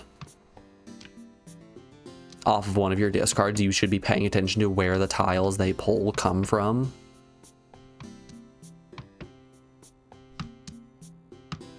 Because it seems like they're pulling in a general hand structure. And if that's to be believed, then this lady up here is half flushing like nobody's business. Which, you know what, we're to her left. Let's just discard all of our Mon tiles.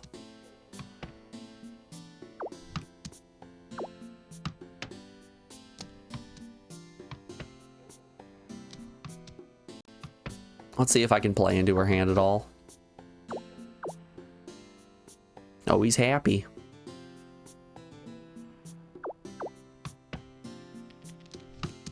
Goes from a smile immediately back into a frown. Right back to being a sad little guy.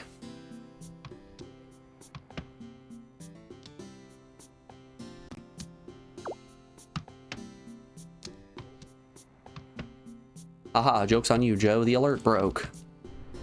There it is. Key.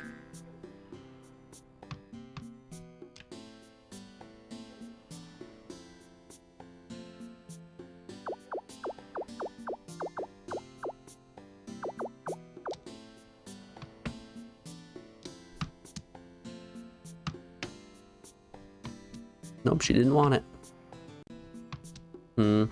Maybe I was reading too much into the way that these hands are structured. She's not taking any of these Mon that I'm setting down.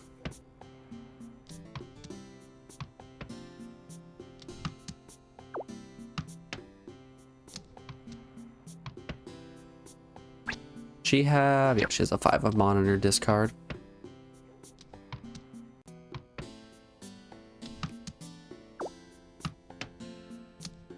Nothing. Didn't take a single one that I dropped. Okay.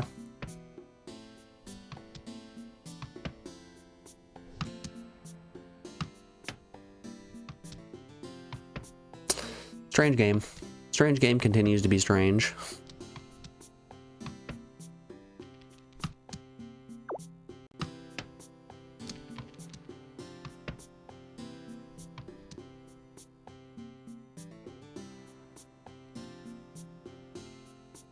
How about we build our hand to only be oops all greens? Long. No. Yeah, pushes dealership. 中ぐらいじゃろこの程度なら That's really all I care about. I just care about dealership being pushed. Whatever we can do to make it a little bit farther in the tournament. Alright, is the next one all last? Too many buttons pressed. Sad.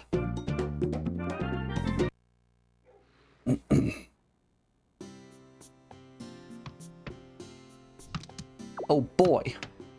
Season. Season. Bamboo.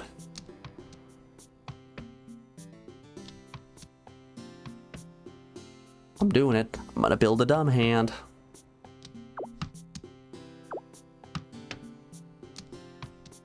However dumb you think your hand is, I'm gonna make it worse.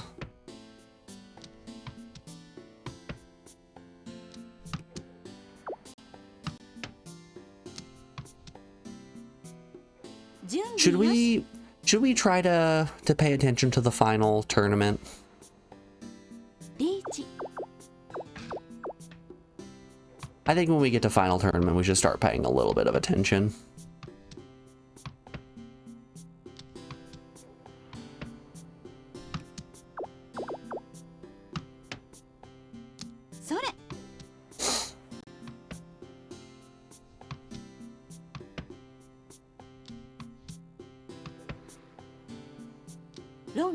Okay. Perfectly fine with me. That was a fast hand. ダメこんな安手じゃ Mom also wants this game to end. 2600 She's also tired of this grandpa.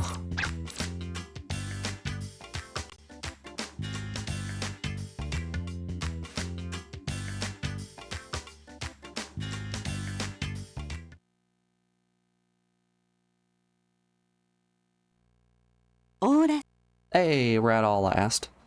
And I'm dealer. Heyo. You guys know what that means. It's time to sandbag. Let's throw for content.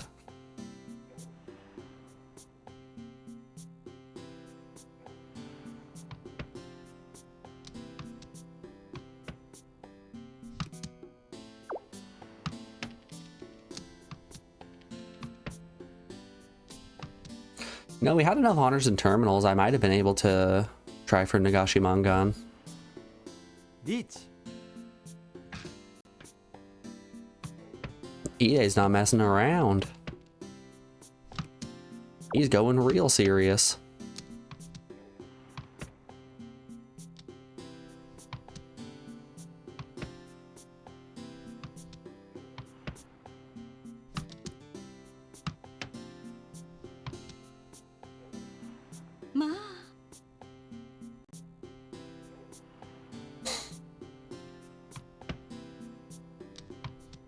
I'm gonna laugh so hard if everybody in this hand goes into reach. There we go. There's the bamboo we're looking for.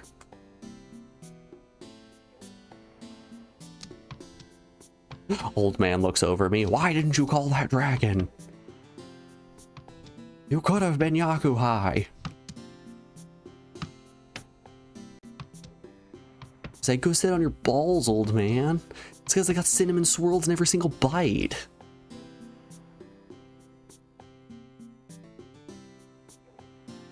Why he looking at me like that? Almon. Oops, Almon.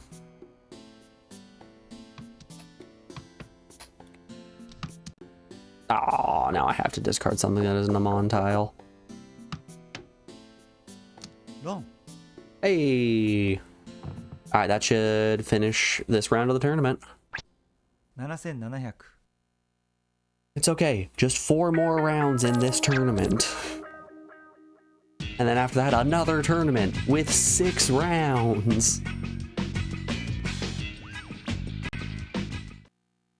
Maybe, just maybe, we'll get to have Fun Game Friday.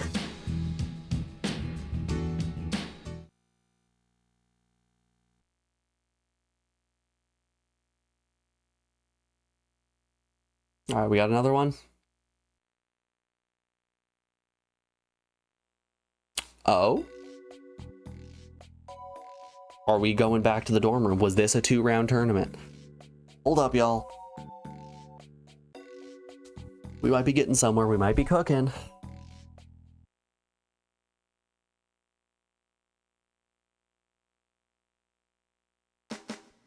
Yes! All right. Take me back home.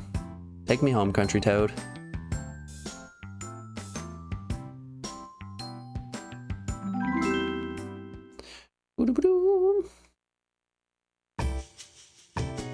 Alright, let's back this one. Yep. Alright. 1 tournament remains. We're around at hour 2 of the stream, so I'm gonna put you guys on the BRB screen, and when we come back, we're gonna do that final tournament. I think it's time. We can finally finish this off. Alright, y'all, I will be back in just a second, folks, for the exciting conclusion to Ide Yousuke no Mahjong Kazoku. It's time. Alright, y'all, I will see you on the other side of this break. Be back then, y'all.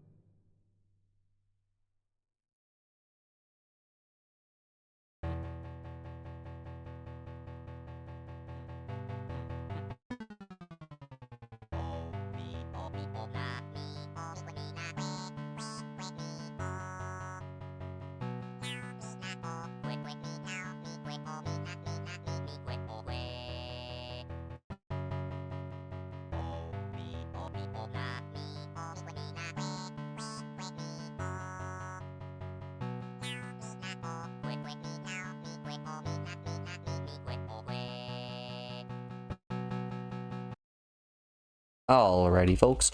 We are back. Thanks everyone for sticking around through that break. I do appreciate it. Let's finish this off.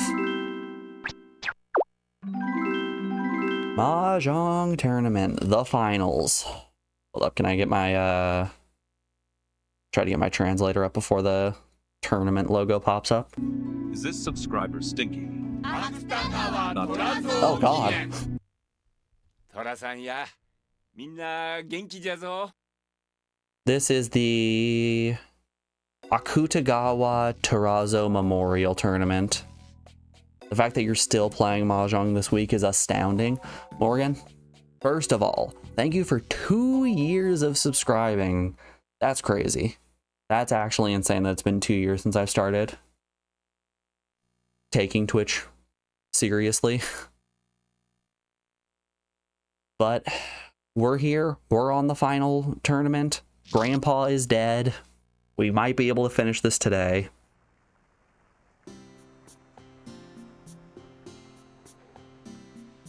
And hey, if we do get this done, you guys know what that means? It means we get to play some Land Before Time.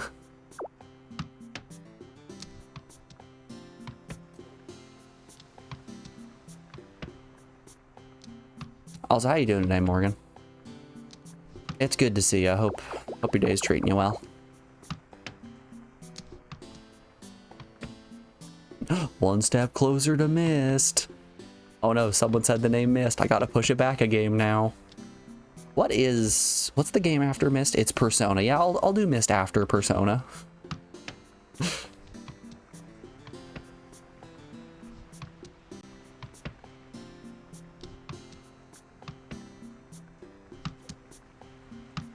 You forgot it's Mist into Persona? Yep. Gonna be a fun assortment of games.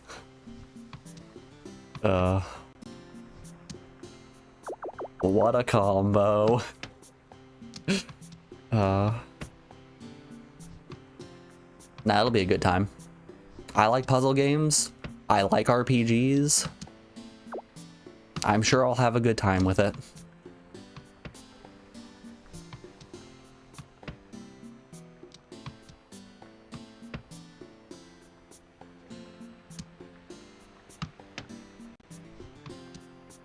You're chilling today? Hell yeah. ほう。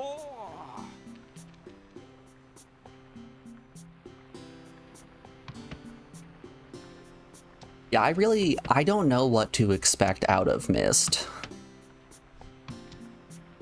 I've actually never seen any gameplay of Myst before.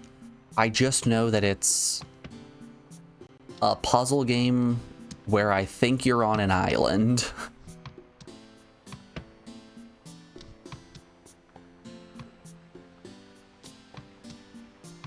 Oh boy. It's gonna be a time. I don't like the sounds of that one.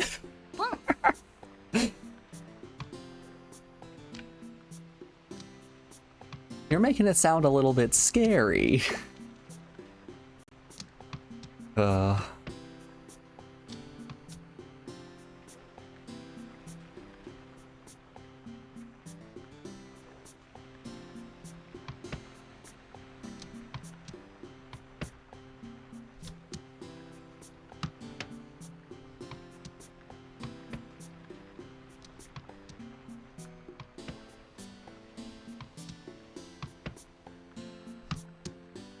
I feel like even if it's not gonna be a very good game, I have a tendency to enjoy games as long as they are actually games. Oh, hey, I forgot about the fact that this Hawaiian shirt's a little weird. So, taking one look at this Hawaiian shirt, would you assume that this is a male or a female shirt?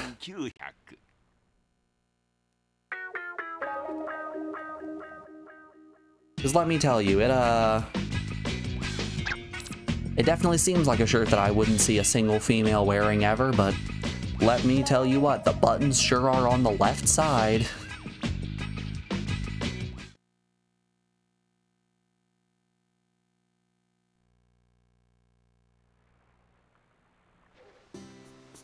The shirt is decidedly female based on weird old draconian rules.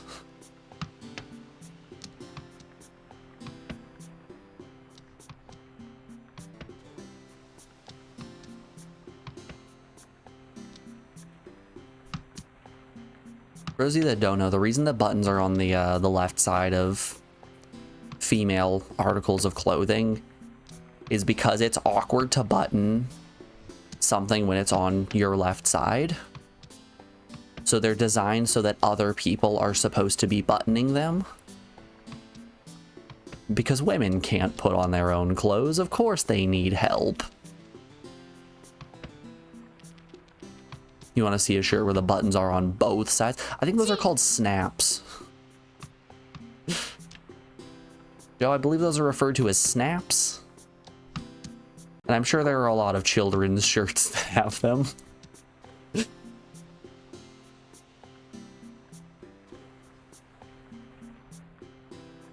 Women can't even handle pockets. Why should we trust them with buttons?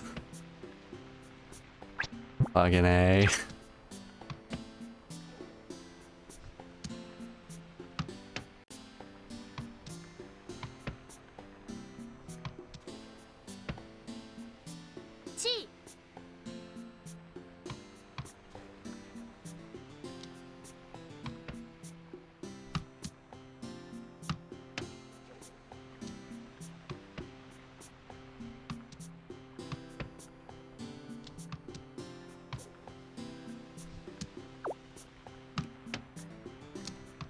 Yeah, you know, when it comes to unisex clothing, it usually defaults to just being a male style or like a male cut, right? It doesn't have any of the weird lack of pockets, the buttons on the uncomfortable side, the shoulders being way too tight.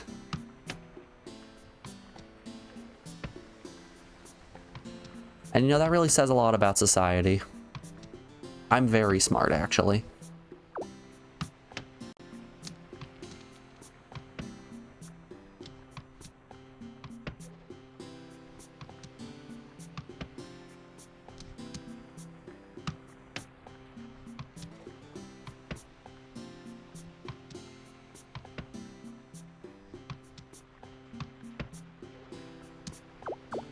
A north wind. Don't mind if I don't. Got him. You guys want to do food guesser? Hold up, we're in the final tournament. Let's do a little bit of food guesser before we run out of time. Food guesser, give me that daily. Don't care about my final score. Let's do some regular play. Hop on over here, press that button. That's what we want to see. Let's do some food guesser. All right. So right now the ingredients are duck eggs, salt, water, clay optional, ash optional, rice husk. This dish features a preserved duck egg, distinguished by its briny flavor and rich, creamy, deep orange yolk. It is made through the salting process, which gives it a savory taste and a slightly gritty texture in the egg whites.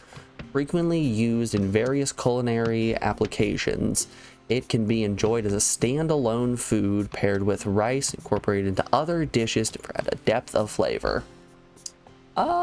China? You guys feeling China? This seems like a Chinese egg of sorts. Should I guess? Oh yeah, you can guess. It's China. Good old salted duck egg. In Cambodia, Philippines, Vietnam, China, Laos, and Thailand. It's literally just referred to as salted duck egg. That's fantastic. Yeah, the fact that it was said it was paired with rice and a rice husk is present in the optional meat or the optional ingredients. This screamed in Eastern Asian country. I think China was a very safe guess. All right, next round. Ooh. Bananas. Bananas, brown sugar, cooking oil, and a skewer. To make this dish, peel ripe bananas and skewer them. In a pan, heat oil until hot. Add brown sugar, allow to caramelize. Carefully place the skewered banana in the pan, coating them with caramelized sugar. Fry until golden brown and the sugar forms a crispy coating. Remove from the pan, cool slightly before serving. Enjoy the sweet, crunchy treat. So, you're guessing Brazil. Brazil is a safe guess. It has to be somewhere tropical, so either South America or Central America. And most bananas come from Brazil, don't they? My thought was either... my thought was going to be around Mexico, but I think Brazil is actually a safer guess. Ice cold. It is to the north and east of Brazil. If it's ice cold into the northeast, maybe Portugal?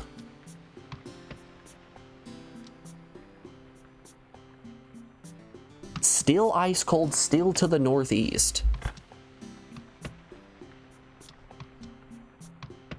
What the fuck? Honduras is your guess. I'm gonna be honest with you, Joe. I don't know anything about Honduras, but we'll go for it. Why not? Ice cold as well to the northwest. I don't think this exists anywhere. You bet it's an island country? Norway? Norway doesn't seem like the kind of place that would have a lot of bananas. Your bet is an island country? I was also thinking an island country, somewhere tropical. But it's not by Portugal, Brazil, or Honduras. Where could that be?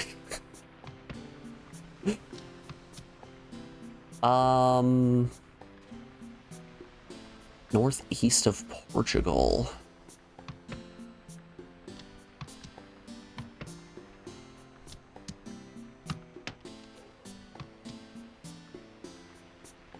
Europeans do love to fuck up fruit from other continents. God, I saw a video the other day that was the only reason that the Great Pyramids of Egypt are still in Egypt is because they were too heavy to be transported into the British Museum of Art. But it's on a banana leaf, so you don't know. See, that was the exact point I'm also thinking is... It has to be somewhere where bananas are native. Since being able to put this many bananas present.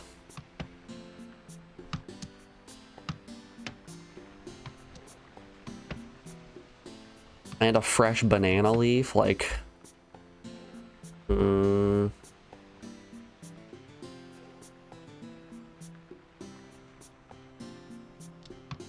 guess is China? Does China have bananas? Indonesia, yeah. Southern Asia seems like it's a good guess. Like the Philippines, Indonesia, Laos, Vietnam area.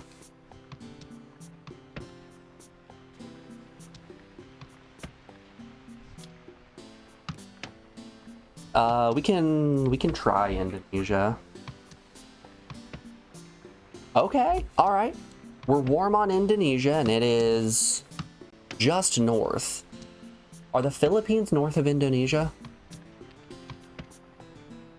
We're starting to get somewhere. We have one guess left. Okay. I'm gonna go with the Philippines. Yeah. Woo! It was the Philippines. We got it on 5, baby.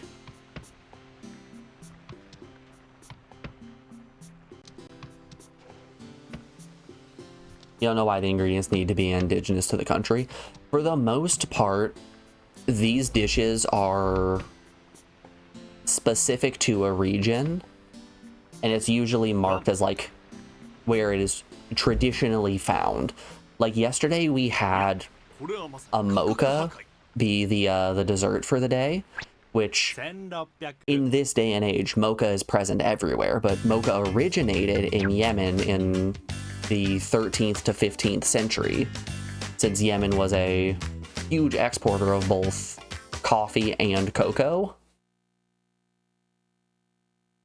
So while dishes like this might exist elsewhere, it originated in the Philippines. If that makes sense. All right, what do we got here?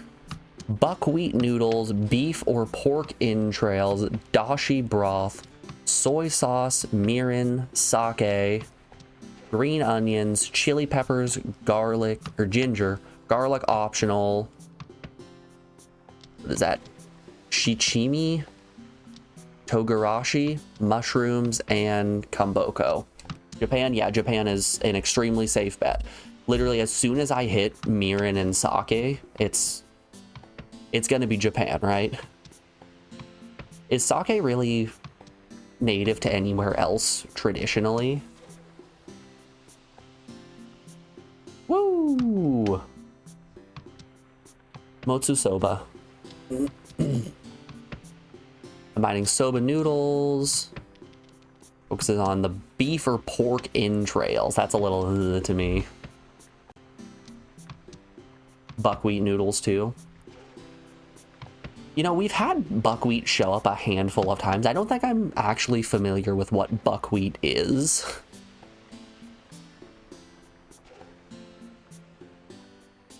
It's been a traditional dish in Japanese cuisine for centuries.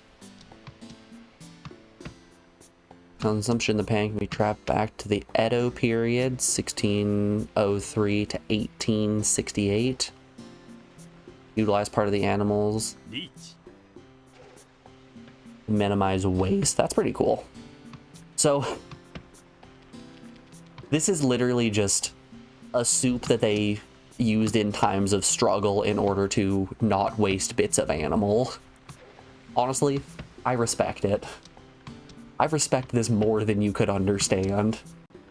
I love me a good leftover soup. Oh shit, we got five. Hold up. Hold up. This isn't our daily. This is a random game. No. No. Gamers, I am sorry. I have messed up. I accidentally did a random game. I did not do the daily. That is my apology. Alright, so this is gelatinous rice, rice wine, yeast, sugar optional, salt optional, banana leaves optional for wrapping. A traditionally sweet treat made from gelatinous rice fermented with yeast. The fermentation process creates a unique, slightly alcoholic flavor and a pleasant tangy aroma. The rice forms soft, sticky balls, that are chewy and moist. Typically enjoyed as a dessert or festive offering, it balances sweetness and a mild alcoholic kick, providing a unique and interesting taste and an intriguing taste experience. So the rice wine, the prevalence of rice and banana leaves is once again screaming Southeast Asia. How's South Korea sound? So let's go for a South Korea. Nope. It is cool and to the southwest. Southwest of Korea. The Philippines are down there, right? It is just west of the Philippines.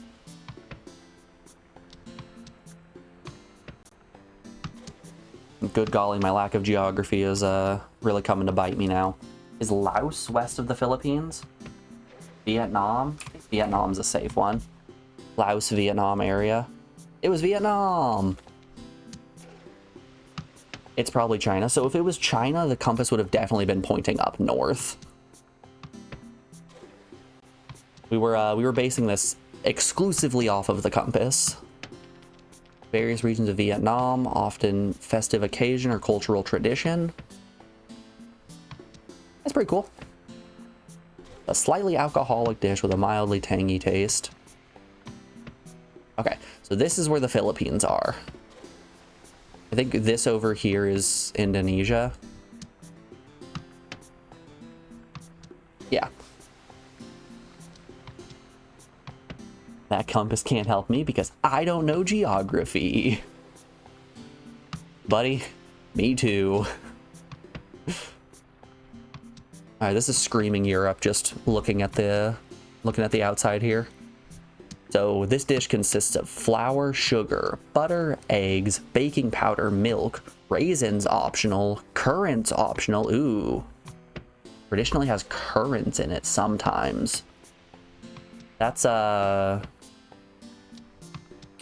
currants are screaming to me that it might be next to a sea or somewhere that is more temperate. Vanilla extract, candied what are, oh, candied peels. Okay, yeah, I can read. England, you're going with England? Probably Britain. Okay.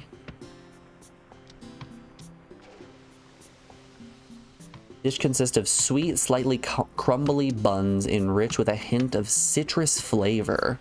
They're typically made with flour, sugar, butter, baking powder, and eggs, often combined with milk or buttermilk for moisture, finished with a dusting of sugar on top. These buns boast a slightly fluffy texture.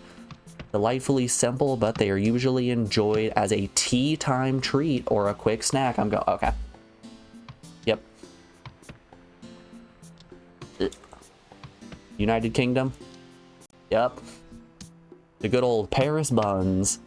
If they didn't say tea time, I was gonna go somewhere more toward Italy, like closer to the Mediterranean. The currents were really what were screaming toward the Mediterranean Sea for me. Ironically French. That is a French dish that has been stolen by the English. Yeah, that's any characteristics, the British baked. Yeah, that's a UK classic. All right, round 3. Ooh, we got 2 pictures here. I don't know what these are, but these look delicious. This looks like the exact kind of thing that I would eat way too many of and get very sick. Alright, the ingredients are flour, water, yeast, sugar, salt, butter, milk, walnuts optional, cinnamon optional, and raisins optional.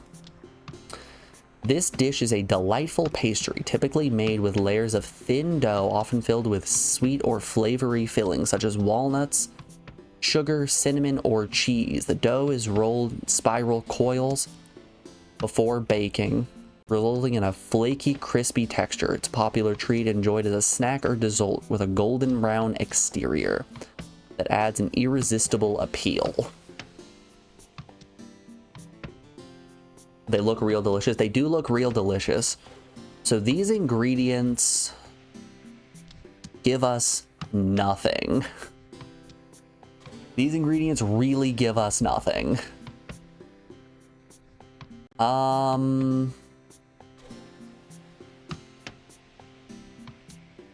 Denmark? I think in Denmark, you're gonna guess Germany. You guys are all going Central to Eastern European.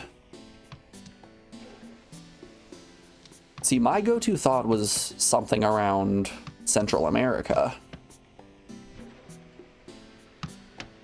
We'll throw a Denmark in. All right, it's warm on Denmark to the southeast. What countries are southeast of Denmark? You guys were right in the Europe Asia region.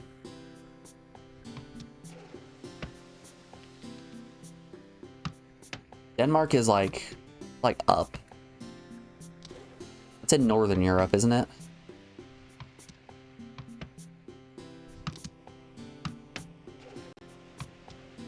Germany is to the south and the east. Sorry, we were looking for more south and more east. The dish is called Nokul. Nokul. I'm sorry to tell you, Morgan, you did not go south or east enough. It's directly south. Poland,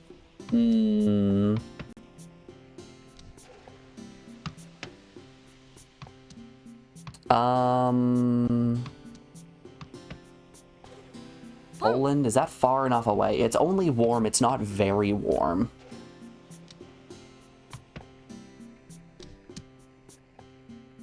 Let's go with the Ukraine. All right, hot. So it's to the southwest of Ukraine. Is Turkey around there? I think Turkey is. It could be Turkey actually, given where Ukraine is in terms of.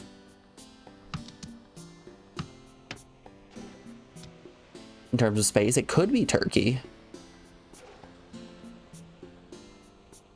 We can try it. We can try it, Turkey. It's Turkey. Present in both Bulgaria and Turkey.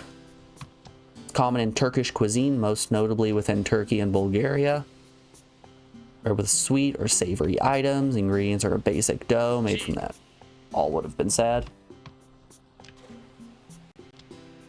And Turkey is close too. Turkey is close and correct.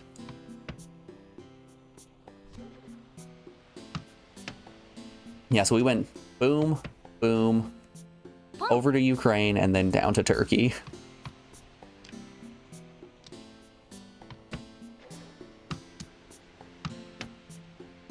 The fucked up thing was your first guess was Turkey and then you second guessed it and changed your mind. Well, I mean, it's better. My first guess was going to be Greece. It looked kind of, or the way that it was described was sounding a little bit like baklava. Which was screaming Greece to me, and like Greece is right here, so it's in a similar area. Your guess is Wallachia. There's no blood present in the in this dish. It wasn't terrible. We didn't do too bad. We're above average. Woo! Let's go. Alrighty, that was fun. That was our food guesser for the day. It did look a little greasy. Alright, where are we? Oh, we're still in East. All of that, and we didn't even make it into a South round yet. Is it time for the Mahjong Duel? Sure, we can do Mahjong Duel, why not?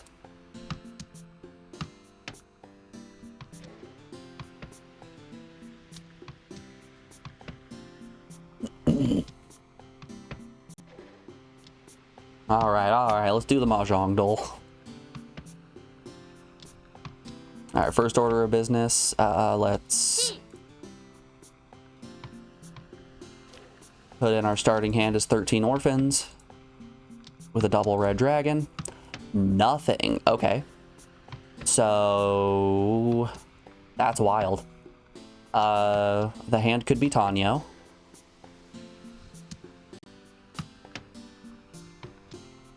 What if we do Tanyo Chinitsu?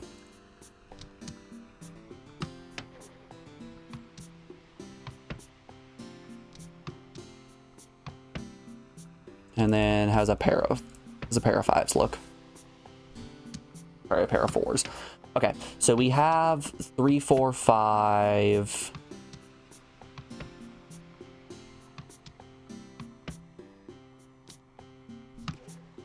Okay, so it's gonna be 3, 4, 5, 5, 6, 7. I still don't know what my pair is. Burn through all of those. Yep. Okay. That's in the wrong spot. 3. Oops. Another 5, 6, 7. Let's go 3, 4, 5. Or no? Okay, okay, okay.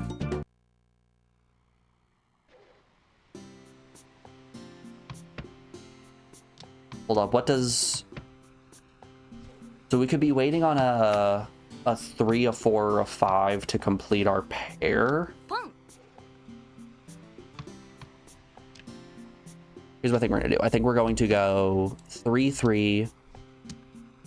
Or no, we're gonna go 3, 4, 5.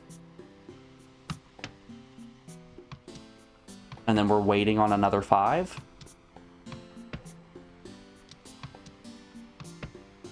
A con of 3s? I don't think it's a con of 3s.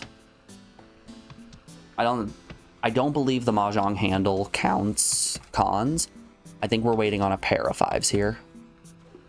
Shoot.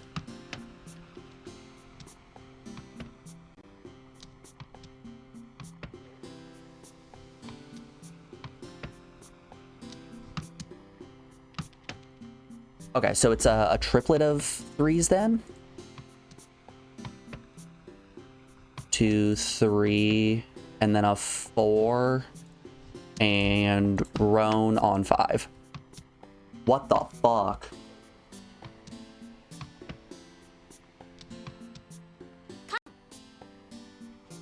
Alright, so we are waiting on a 5 then.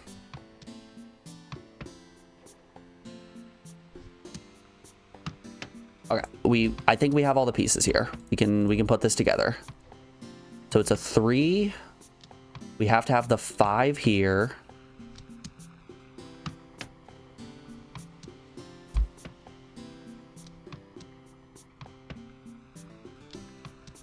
And then a pair of 6s. 5, and waiting on the 4. There it is. Whew. Doesn't orange mean it's in the right place? Blue is right place. Orange is right tile, wrong place. We got it on 6. Figuring out the triplet here was a big problem. There we go. Nailed it in 6.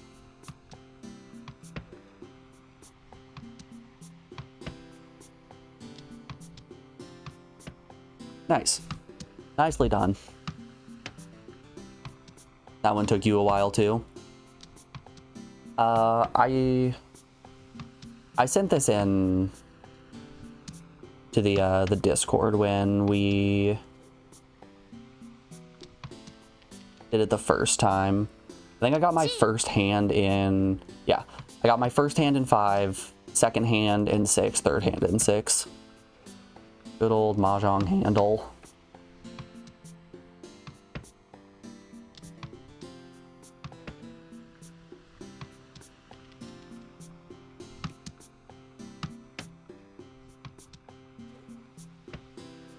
Are we in South yet? Hey, we're in South! Man, the fucked up thing is we're still in round 1 of our first game of the Memorial Tournament. They are playing it slow.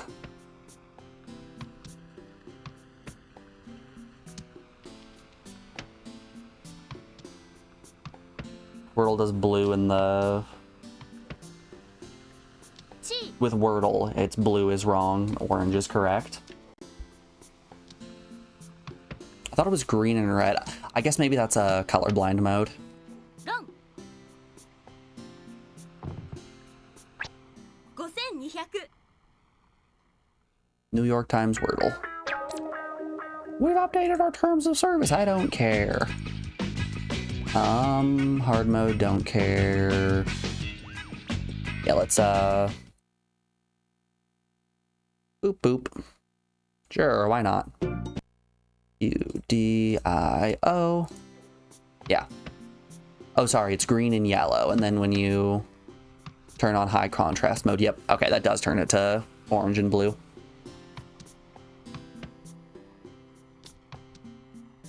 All right.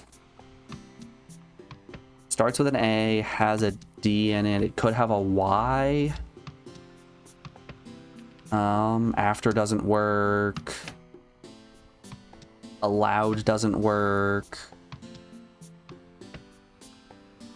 地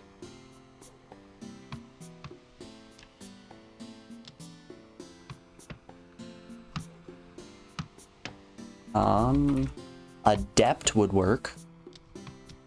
How does he do it? How does he do it? Would you like to make an account? No. Golly, it's easy as that, folks.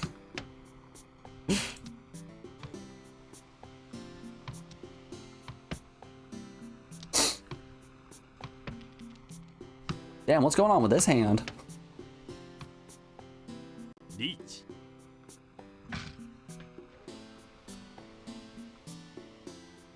And I think it's the first Wordle I've done in probably about a year. It's been a while. ロン Ooh, you know what'll be a fun one? Hold up here, I got you guys on this one. 大丈夫大丈夫 Eh. 8000 Let's have a good time here with some... Don't show me this again.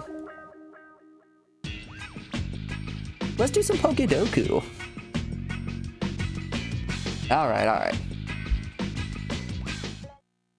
Pokedoku. Water ground.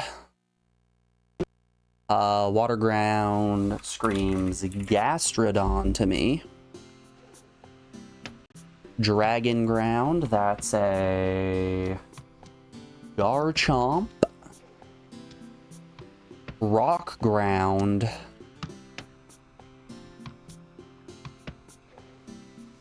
What's actually rock ground? I'm afraid to put some things that I think are obvious in and have it turn out to only be rock. Right on. How about Rhyperior? Golem. Is Golem rock ground? So my gut reaction was to put Golem in. I didn't know if Golem was pure rock or not. Kami is correct with Rhydon and Rhyperior because it's 4 times weak to ice.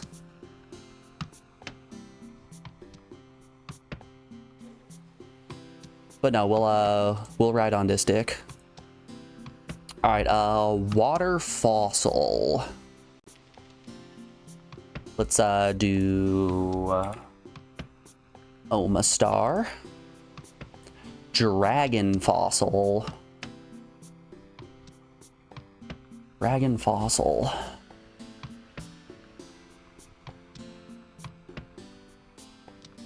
Rock isn't weak to ice. I could have sworn it was. Was the 4 times weak? Isn't the whole point of Rhyperior's special ability to make it half as resistant or half as super effective to ice?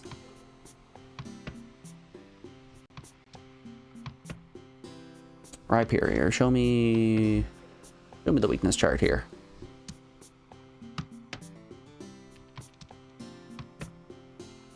No, it's just grass water, huh? Okay, yeah, this is on me then. リーチ His ability Solid Rock. This is the one that, yeah, reduces damage from super effective attacks by 25%. Alright, yeah, that's on me then. Oopsie daisies. Hey, I might have been wrong, but I made the connection correctly. Alright, rock. This could be any. Aren't all fossil Pokemon rock type? So let's do an Aerodactyl. Alright, and then Dragon Fossil. 3200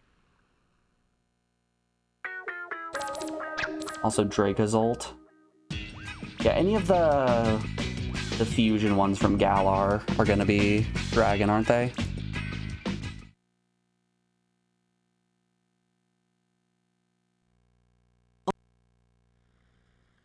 Dragozolt. Okay. And now legendary water. What are they making a distinction between legendary and mythic? Incredibly rare, often power put predominantly on throughout the world. Okay.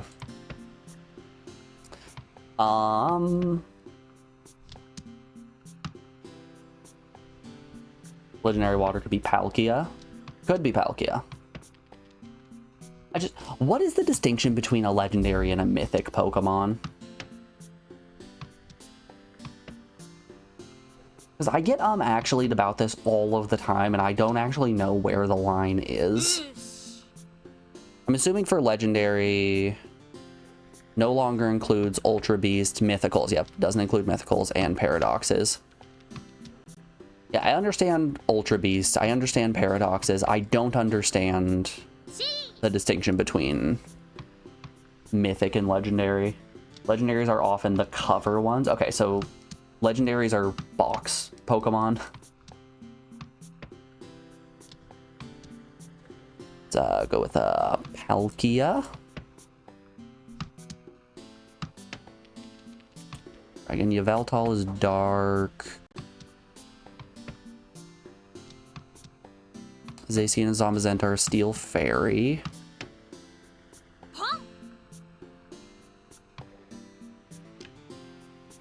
Let's see here. I'm not looking at chat. I'm not looking at chat in case you guys have said anything.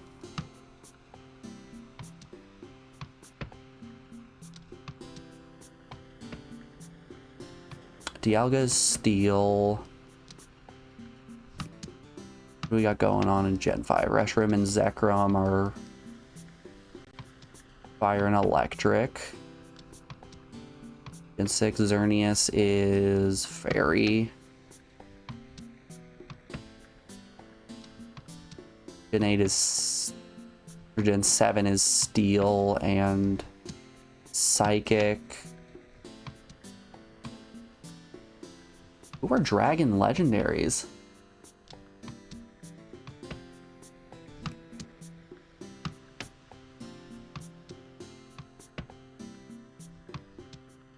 Do Latios and Latias count as legendaries, or are those mythics?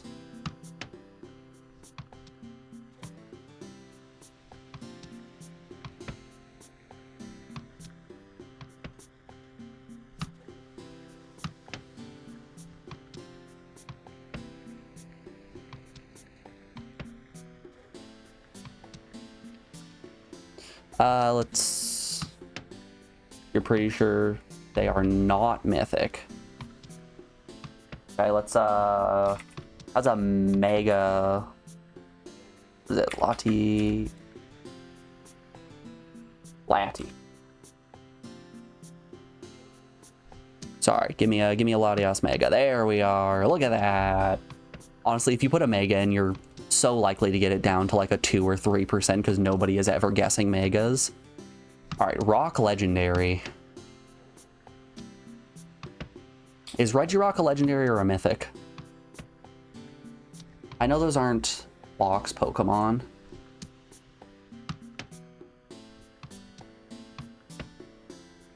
I don't know where the line is. He's legendary? What about Deontay? Is Deontay legendary or mythic?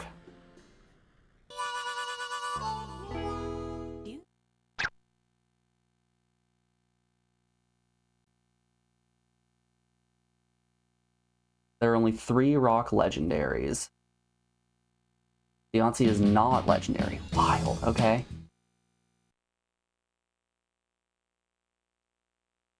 So, is the line that is drawn, legendaries are ones that you can naturally catch in-game, mythics are ones that are available only in events?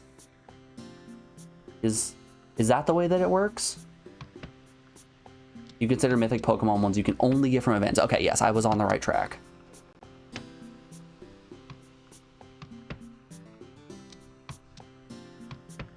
So we can do a Regirock here. Woo! All right, let's see them stats.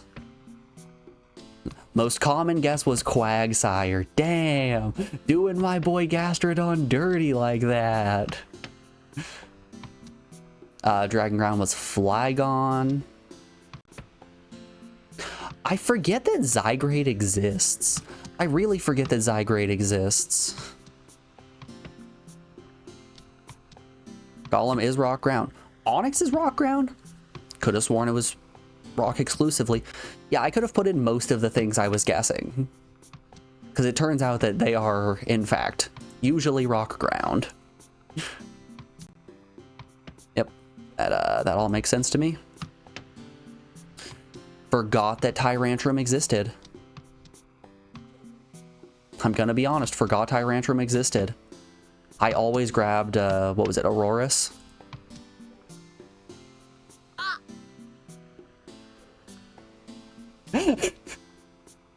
You have your choice of rock fossil. Do you want literally all of them?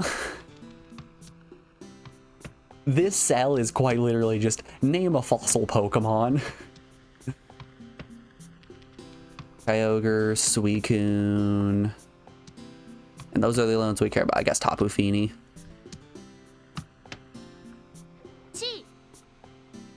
Oh, right, Rayquaza. Dialga is Steel Dragon? Reshiram and Zekrom are Dragon, Electric, and Fire? Huh. Origin form is Ghost Dragon? Man, I think I just might be dumb. Alright. And Rock. Ah, yes. Terrakion. Palkia is Water Dragon, not Steel. I forgot what it was dual type. I thought Palkia was mono water and Dialga was mono steel. I forgot that they had dragon associated with them as well. Honestly, that's on me. I forget about the legendary horses. Alright, what do we got for least common? Yeah. All that makes sense. Nobody's putting in Marshtomp.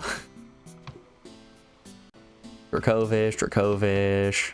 No one likes my boy Caracosta. Larvitar. No one likes Urshifu. Never even seen this Pokemon before. Zygrade 50% form.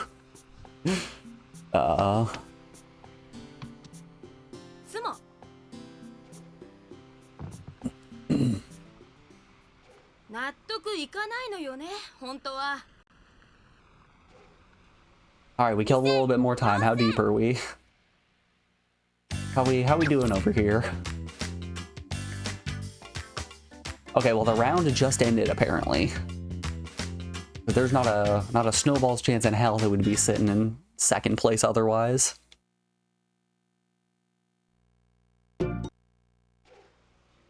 That symbol said we're still in East. Oh yeah, oh, we're in East.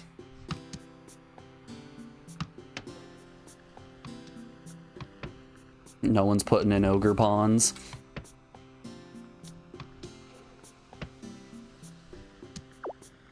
You guys think Scarlet and Violet is worth playing still?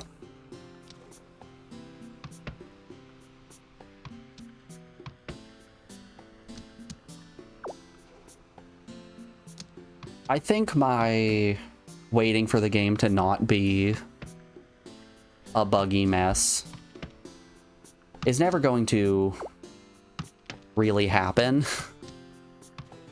I think I just have to accept the fact that the game is going to be fundamentally flawed.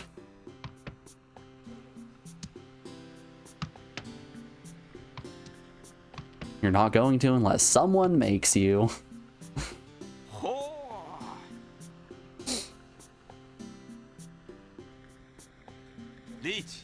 Oh, he's reaching.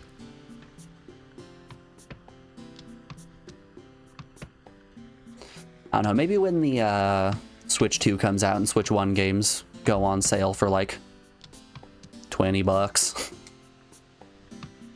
I'll think about picking it up.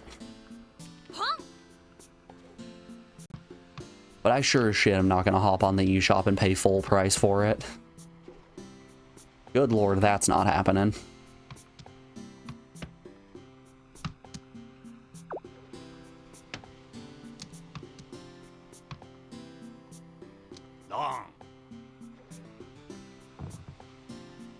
It might be me thinking a little bit of an idealistic world, because Wii U games, specific ones like Twilight Princess HD, Nintendo Land are going for just way too much money. Hey there, Sizzle. How's the Mojang? Mahjong's going well. We're on the final tournament. We're just trying to kill time at this point.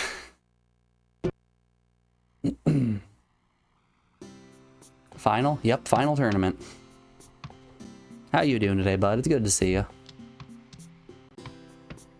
What about the final one? Is it really the final tournament if you don't win it? Back to the tile mine, sweetie. Yes, darling.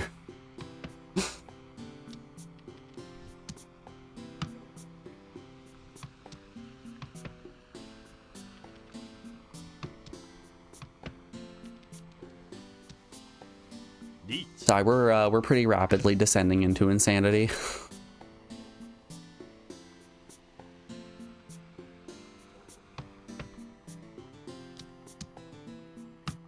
You're doing okay, work's going slow. You're just waiting to go home.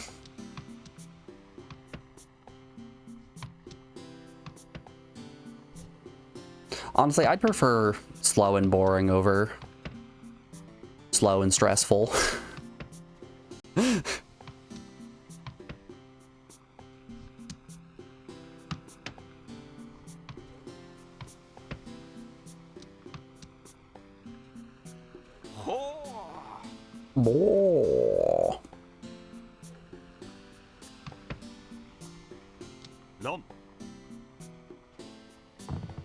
I mean, slow is fine sometimes, but you can't think of anything to do, and that's the issue. You hate it.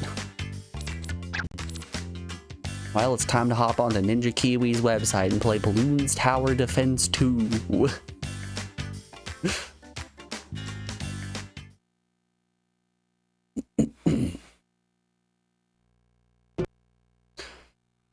What would you guys say are some of your favorite tower defense games? I've kind of been wanting a tower defense game for a while, but I haven't found one that is really scratching that itch in my brain.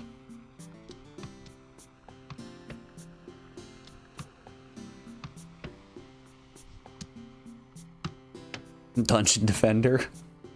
Come on, you can go grind another 3 characters in Dungeon Defender. I actually played a little bit of Dungeon Defender a handful of months ago. Game is still really fun. It's definitely not as fun solo. They did just release new content. Did they release another content pack, or is it still back from when... Forgot who the new character was. When the new character dropped, who doesn't have any new abilities or towers, and instead of just kind of like an amalgamation of other characters in a not very interesting way, alongside the Elon Musk skin that they put in the game.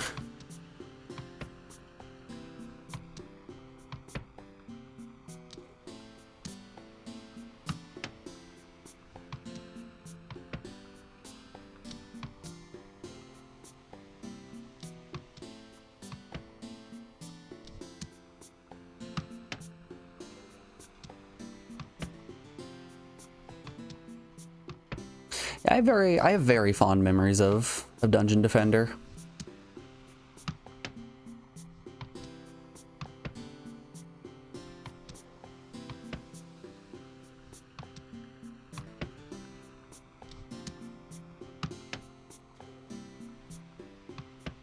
My go-to character was always I think she's called the Adept. It's the female counterpart to Monk.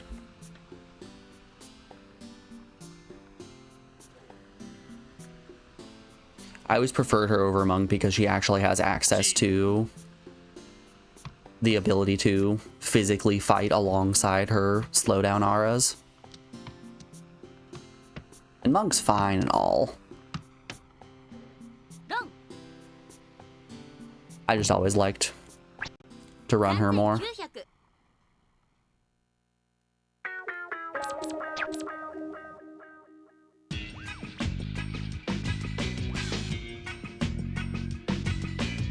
They released president skin. So yeah, that's when the Elon Musk skin dropped.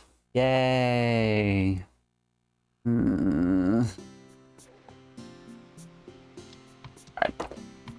Alright. We are currently rounding out hour 3 of the stream, so I'm gonna put you guys over on the BRB screen, play you some hot battle music. Enjoy the tunes, folks. I will see you on the other side of this break. Be back in just a second, y'all. See you then.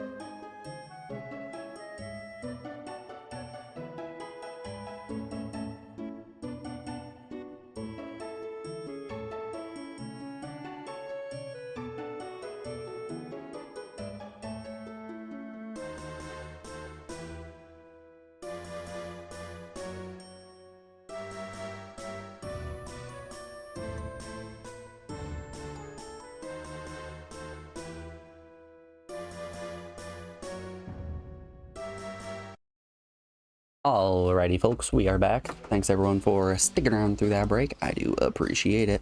Let's drop some more tiles.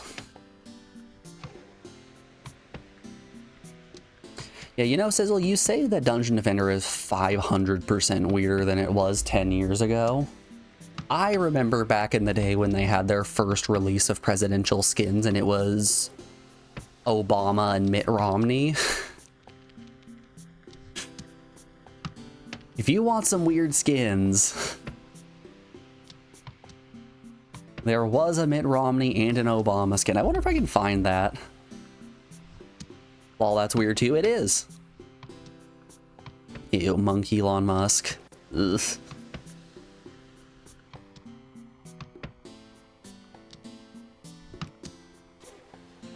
What a game.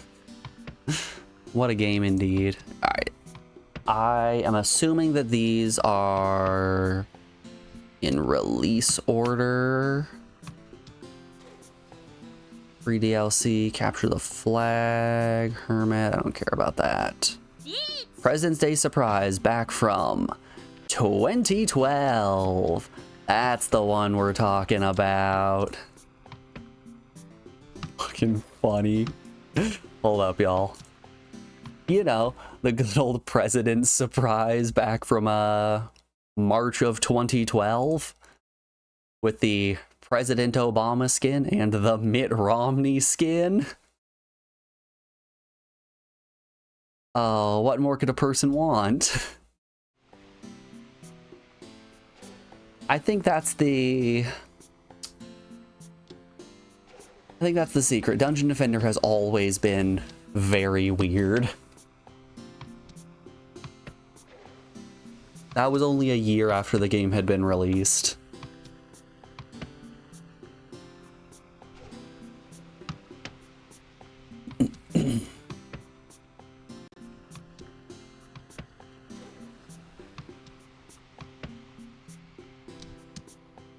Fun game, though. I didn't play Dungeon Defender 2 or Dungeon Defender Awakening. I wonder if either of those are worth a person's time. I would imagine if they're making new DLC packs for the original Dungeon Defender that 2 and Awakening did not do well.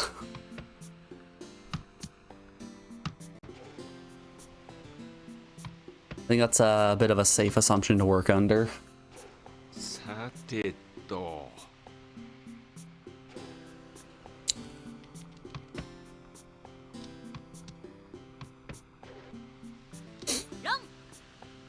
Oh my goodness, someone take dealership away from her. If you recall correctly, Awakening didn't do well at all, but 2 was okay, just not as good as 1. 2 was free to play, wasn't it? I think I remember seeing some YouTubers way back in the day have a sponsorship for Dungeon Defender 2, being like, hey, it's free, come play it. Which, free games just scream desperation and microtransactions to me.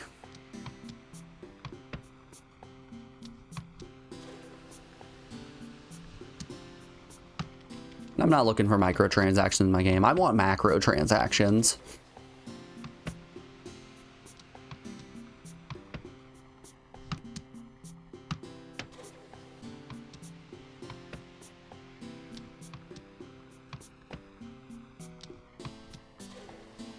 You want to start up my game? $300. You want to start up my game again? $300 more.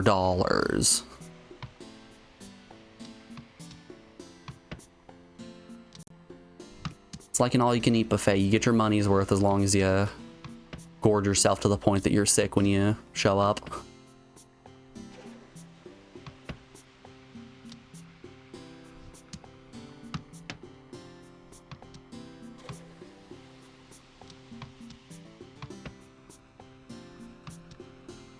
Do do do do do do do do do do. Boo boo doo boo doo boo boo.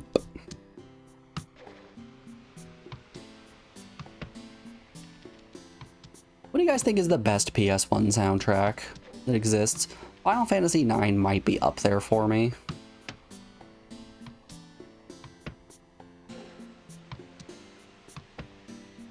I think you're going to be hard-pressed to find a song in 9 that doesn't just invoke so many feelings of joy.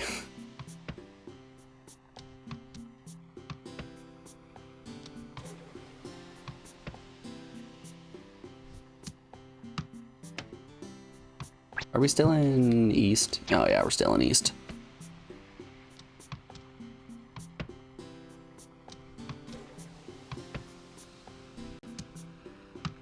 Honestly, all the Final Fantasy games have great soundtracks.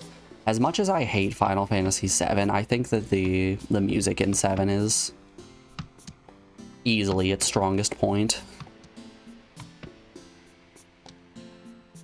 Story sucks, characters are bad, gameplay is boring, environments are bland. Music, though, that's where it's at. Yeah, that's good.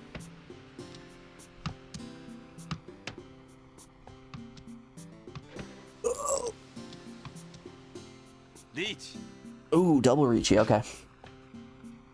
Odds of dealership being passed are pretty high right now.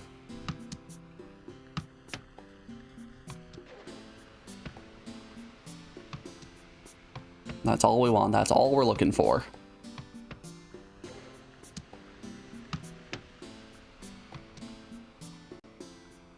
Is she gonna sumo?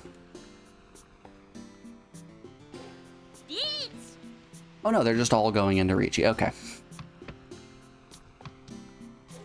It's just time for one big Ricci round. ロン Hey, there it is. 3900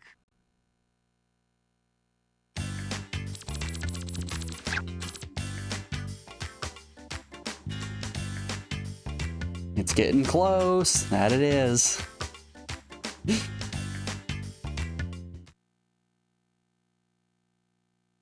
You know, when I do Desert Bus every year, people wonder how I'm able to sit down and do what is essentially nothing for 8 hours. It's a lot of training.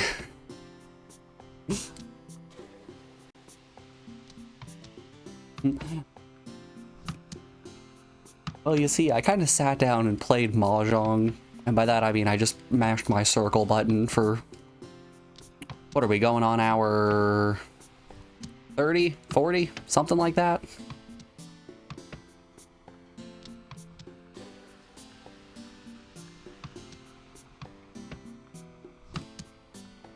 And this is easy. This is nothing. Is this longer than Dragon Quest? Oh, not even close. It's about half the length of Dragon Quest. Still very long. But nowhere near as long as Dragon Quest was. I actually have the time put into Dragon Quest right now. If we hop over to the finished game section, we can see that Dragon Warrior 7 took us 77 hours and 32 minutes. Jeez. It says, I don't know if you were around when we did these calculations, but we have finished 151 games. Oh, you can't see that. You see it if I pop over to this scene? Yeah, you can see it if I pop over to this scene. We have finished 151 games. There are 4,605 left. That puts us at 3.174 finished, which, if we're going off of averages, we have another 62,665 hours. If we stream at our regular rate, this will take another 12,533 streams. And if we're streaming at our regular schedule, we will finish in 48 years and 10 weeks.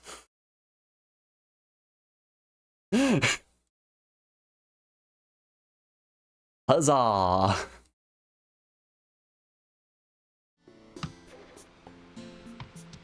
Assuming everything is continuing off of these averages, I can actually finish this in my lifetime. I'm just gonna be 70-something years old. I've done it! I finished the ps1 library! Okay, Grandpa. Go back to bed now.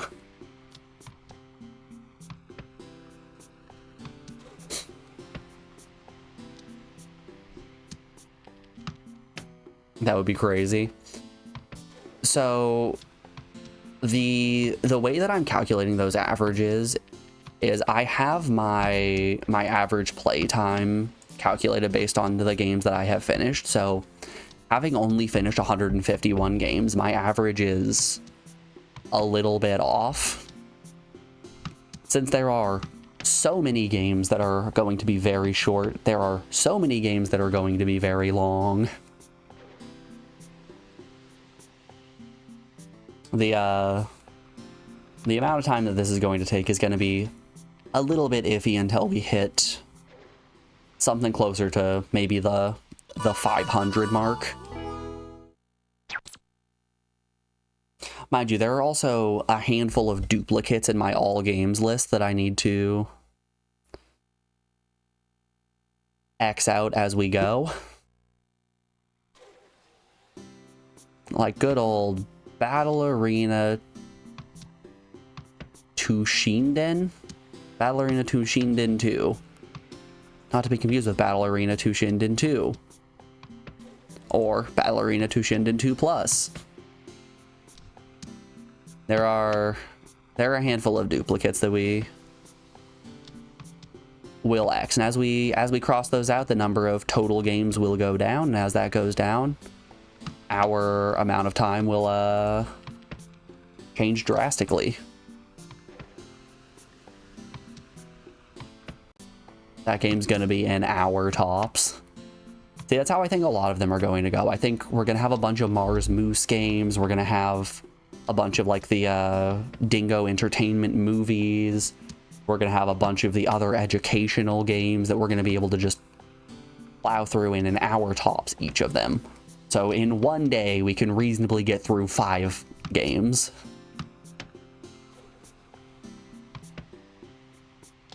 Which that'll sway the averages by quite a bit.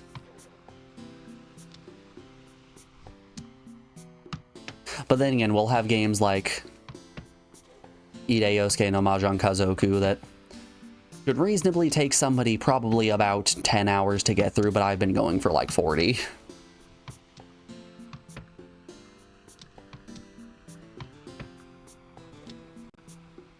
You're gonna be watching Dingo Pictures here. You're gonna do the slide puzzles.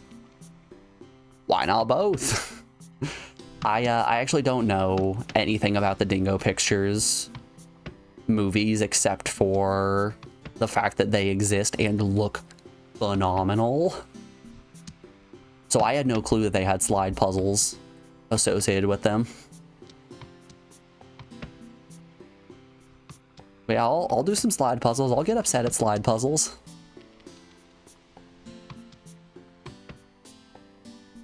Whatever gets me credits. You can't wait for Lightspan? You know, Sizzle, you can suggest Lightspan to us. For the low price of 20,000 channel points, you can do just that. And any of you in chat could do it. Not for 20k. People keep picking long games because they don't want to pick a short game for 20,000 points.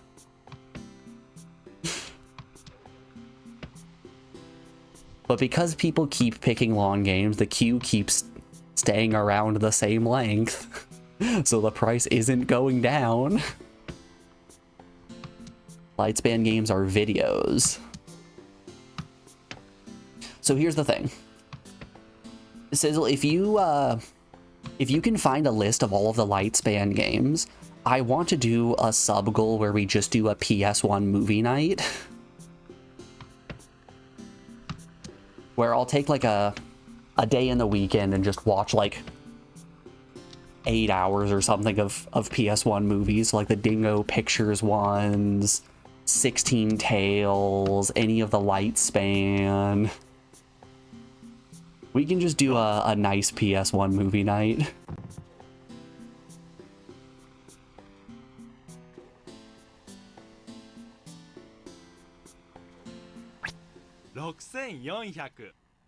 Mind you, if we want that to happen, we need to hit our first sub goal right now. We need to hit our initial sub goal first, which we are at 7 of the 15 subs that we need.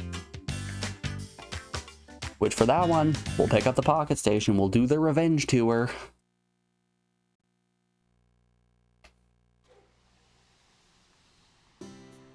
Honestly, I might just have to put that sub goal to rest and move on to something else, see if that tickles anyone's fancy. I've got a few ones that I'm looking forward to doing. A couple of them I need to get hardware for. So things like getting a PS1 mouse and then doing a hard mode playthrough of Diablo with a mouse.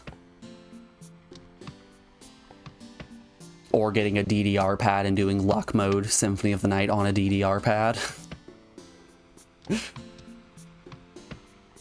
That sounds like a good time. I can wing smash on a DDR pad.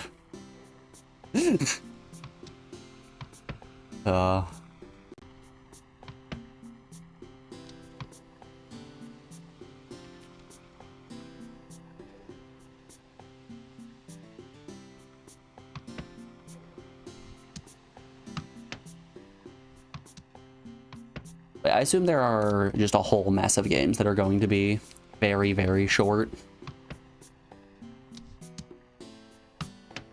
They'll push the average.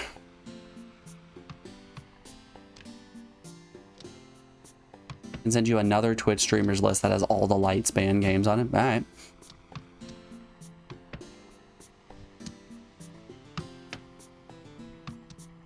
Works for me.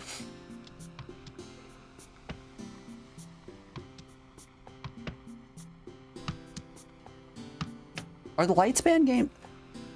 Is Lightspan the company that makes Mars Moose?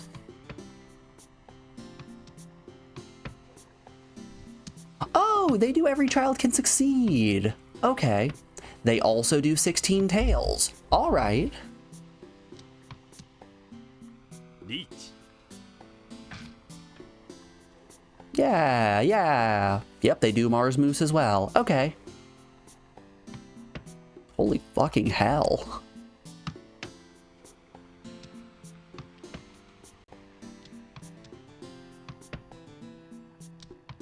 The PS1 experience. Is this person also finishing every PS1 game?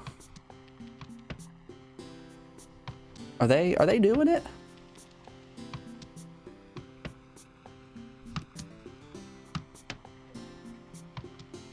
Oh boy. Only the US releases? Alright. ツモ Ew. Ew. He has pie charts. Gross.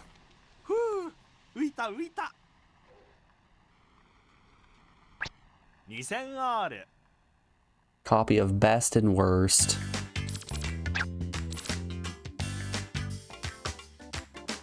Fascinating. Oh, his longest game was Rayman 1.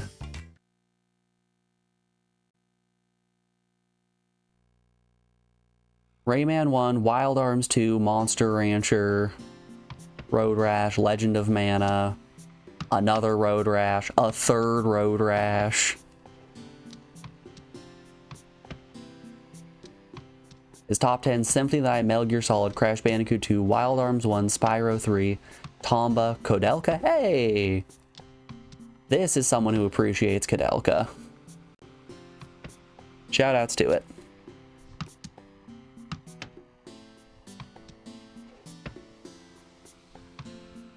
This is cool.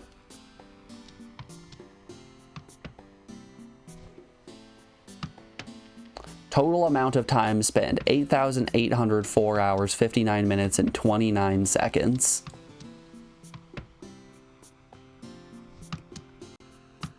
And they have finished 322 games. Damn, they're playing all the good games. They're getting all the good ones out of the way early, so then they can play bad ones for ever.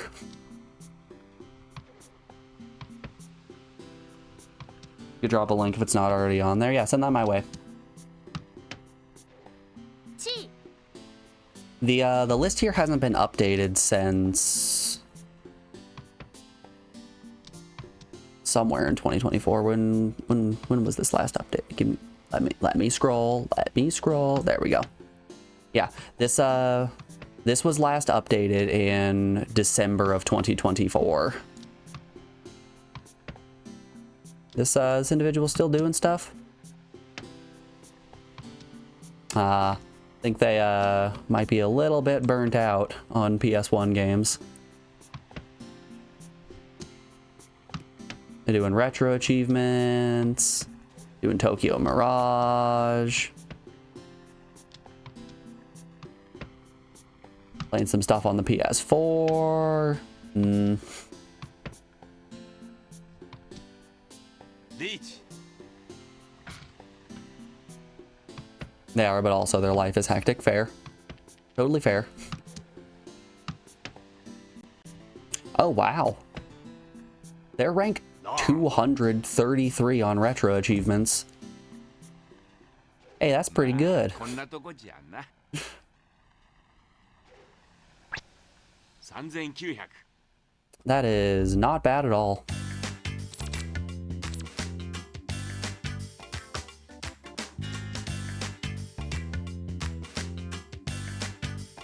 Person really is just out here doing it. Good on them. Yeah, I've been around for a while.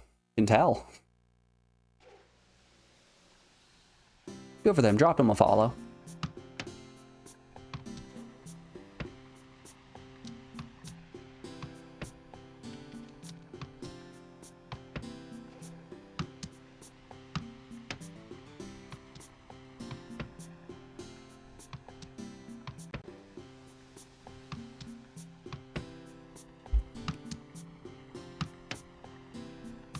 They're a pretty chill and cool guy. I love to hear that.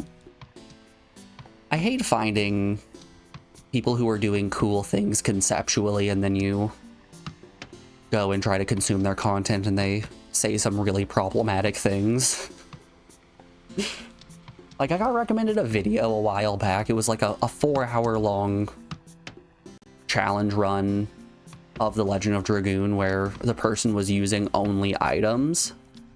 And I'm like, hell yeah, that sounds really cool. I'll watch this. I watch about the first 2 hours, and then halfway through the video, the man uses a slur, and I'm like, oh, come on. I can't have supported a racist for 2 hours. Why? Why it gotta be like this? So I didn't finish the video. I promptly closed it. Yeah, Sting doesn't do that good. Good stuff, good stuff.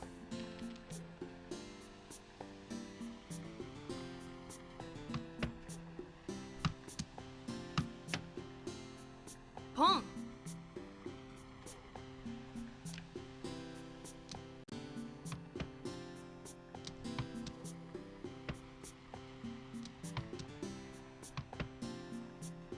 Sweating, yeah, it's rough every time.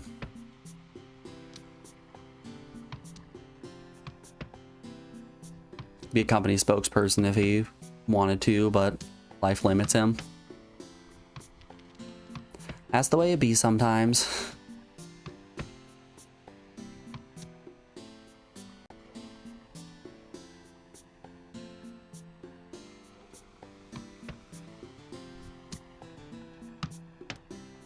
I don't know if I've mentioned this on stream. I think the point where I feel I will have made it as a content creator is if I can get a sponsorship with a Hawaiian shirt company.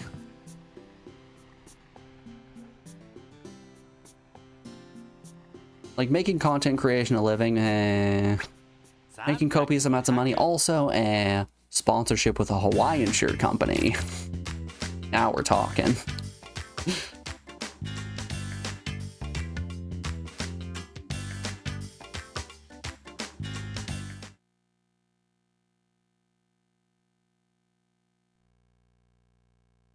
He was GameStop manager, though the higher-ups didn't like him because he was truly unsuccessful. Didn't want to follow in their scummy ways. You're just getting in for the free shirts. Shh, shh. Don't tell anyone, Kami.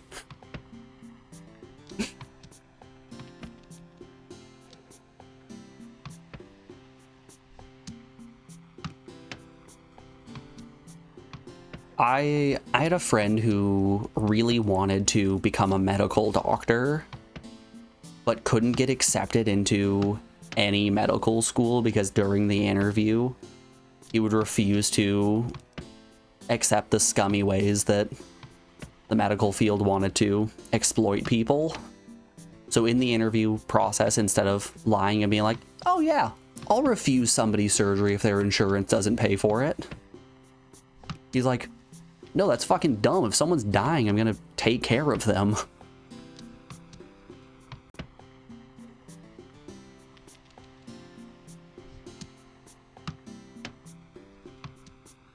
Which sucks. That situation with GameStop sounds exactly like what my friend went through with trying to be a doctor.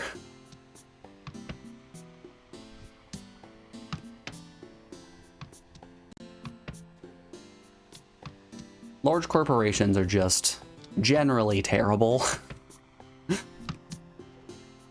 Downright no good, unpleasant.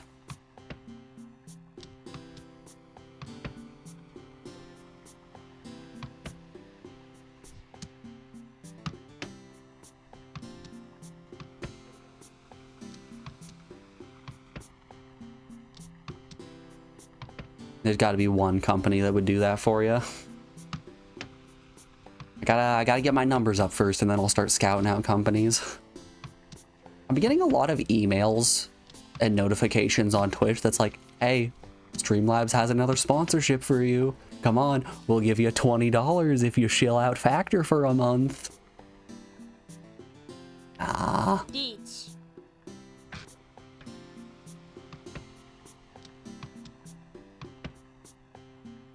ロン Are you still going? まず浮かなきゃだわ You too, and it's annoying. It's very annoying. 5800 But hey, $20 plus a bonus 15 for everyone who signs up. You know how I'm constantly saying that going and getting fast food and meal plan kits are really dumb and you should just make food for yourself because it's a lot of fun? Well, anyway, I'm now going to start shilling out for HelloFresh. HelloFresh!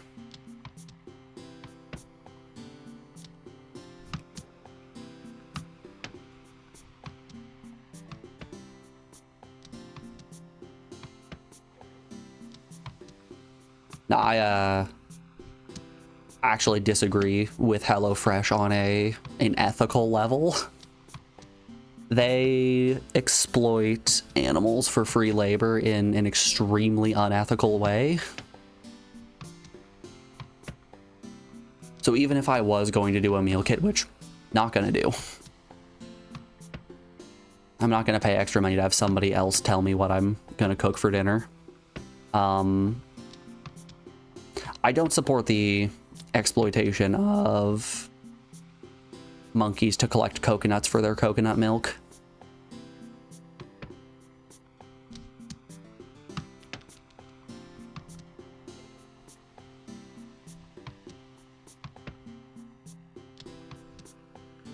Reach.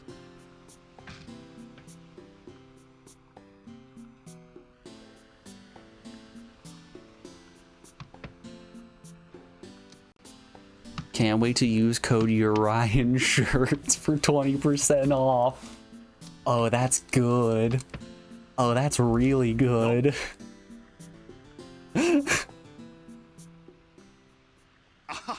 お父さんトップ。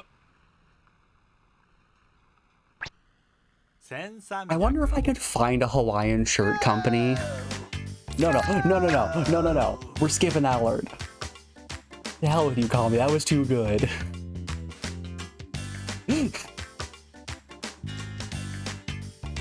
I wonder if I can find a company that I would be able to leverage the fact that Twitch is a ghost town in terms of streamers, so technically, even though I'm a small streamer, I'm in the top, like, 10%, 20%, something like that.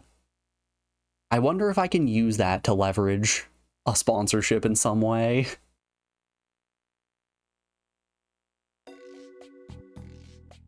Hands up, are we done? Did we win?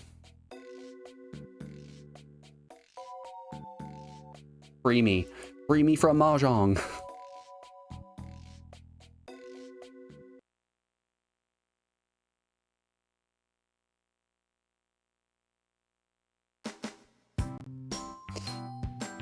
Oh, I'm scared.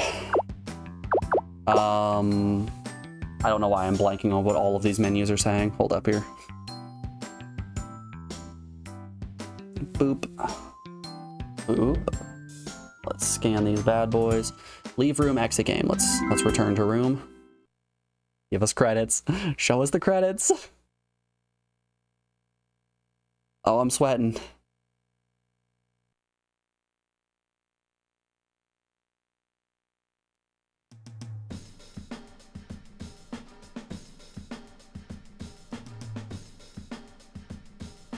Are these credits? Voice acting. Electric wiring. This is credits. Ladies and gentlemen, we did it! I am finally free! Ide Yousuke has nothing on me! Literally just had to sandbag. God, imagine if we didn't sandbag and had to spend another 20 or so hours doing this. Hell yes, brother. We mod the Jong so hard. Alrighty, y'all, let's switch on over to the spreadsheet and write out our final thoughts on Ide Yousuke no Mahjong Kazoku, picked by our very own drunk Kami. Kami, you tried your best, buddy. I really appreciate the thought of picking a Mahjong game that isn't... Oh wow, that's a power kick. Look at that power kick. He's training his kicks for Mahjong. I really appreciate you picking a game for me that wasn't just tiles on a table, but that really was such a detriment to this game. The gameplay of the game is just standard Mahjong, with a couple of exceptions in the later tournaments where they start adding in Chinese season tiles to get score multipliers that really kneecaps the whole Mahjong, Riichi Mahjong experience in a strange way. But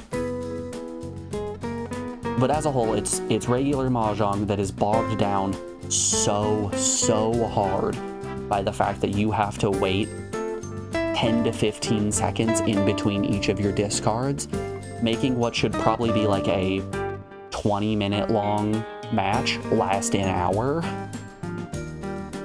So unfortunately, despite being Mahjong in its purest form, I'm gonna have to knock the gameplay of this down probably to about a 6. Waiting that long does detract from the experience that much. You gotta stretch out that game time. The graphics, everything looked kind of scary, but I loved the fact that with every tournament, the seasons changed and the outfits that the characters wore changed as well. The backgrounds were different. They were very subtle differences, but it was cool. The game never lagged out all too bad, which was nice. I think graphics wise, it's probably also deserving of a 6 out of 10. Music, I'm gonna be honest with you, couldn't tell you a single thing about the music in this game. Not a one thing. It wasn't offensive and slapped you real hard, but none of it was extremely memorable. 5 out of 10, nice middle of the line. Story, it's a Mahjong game. I don't know what's happening. Story doesn't seem very applicable. We're playing Mahjong, and Ide Yousuke is here. 3 out of 10. Wow factor.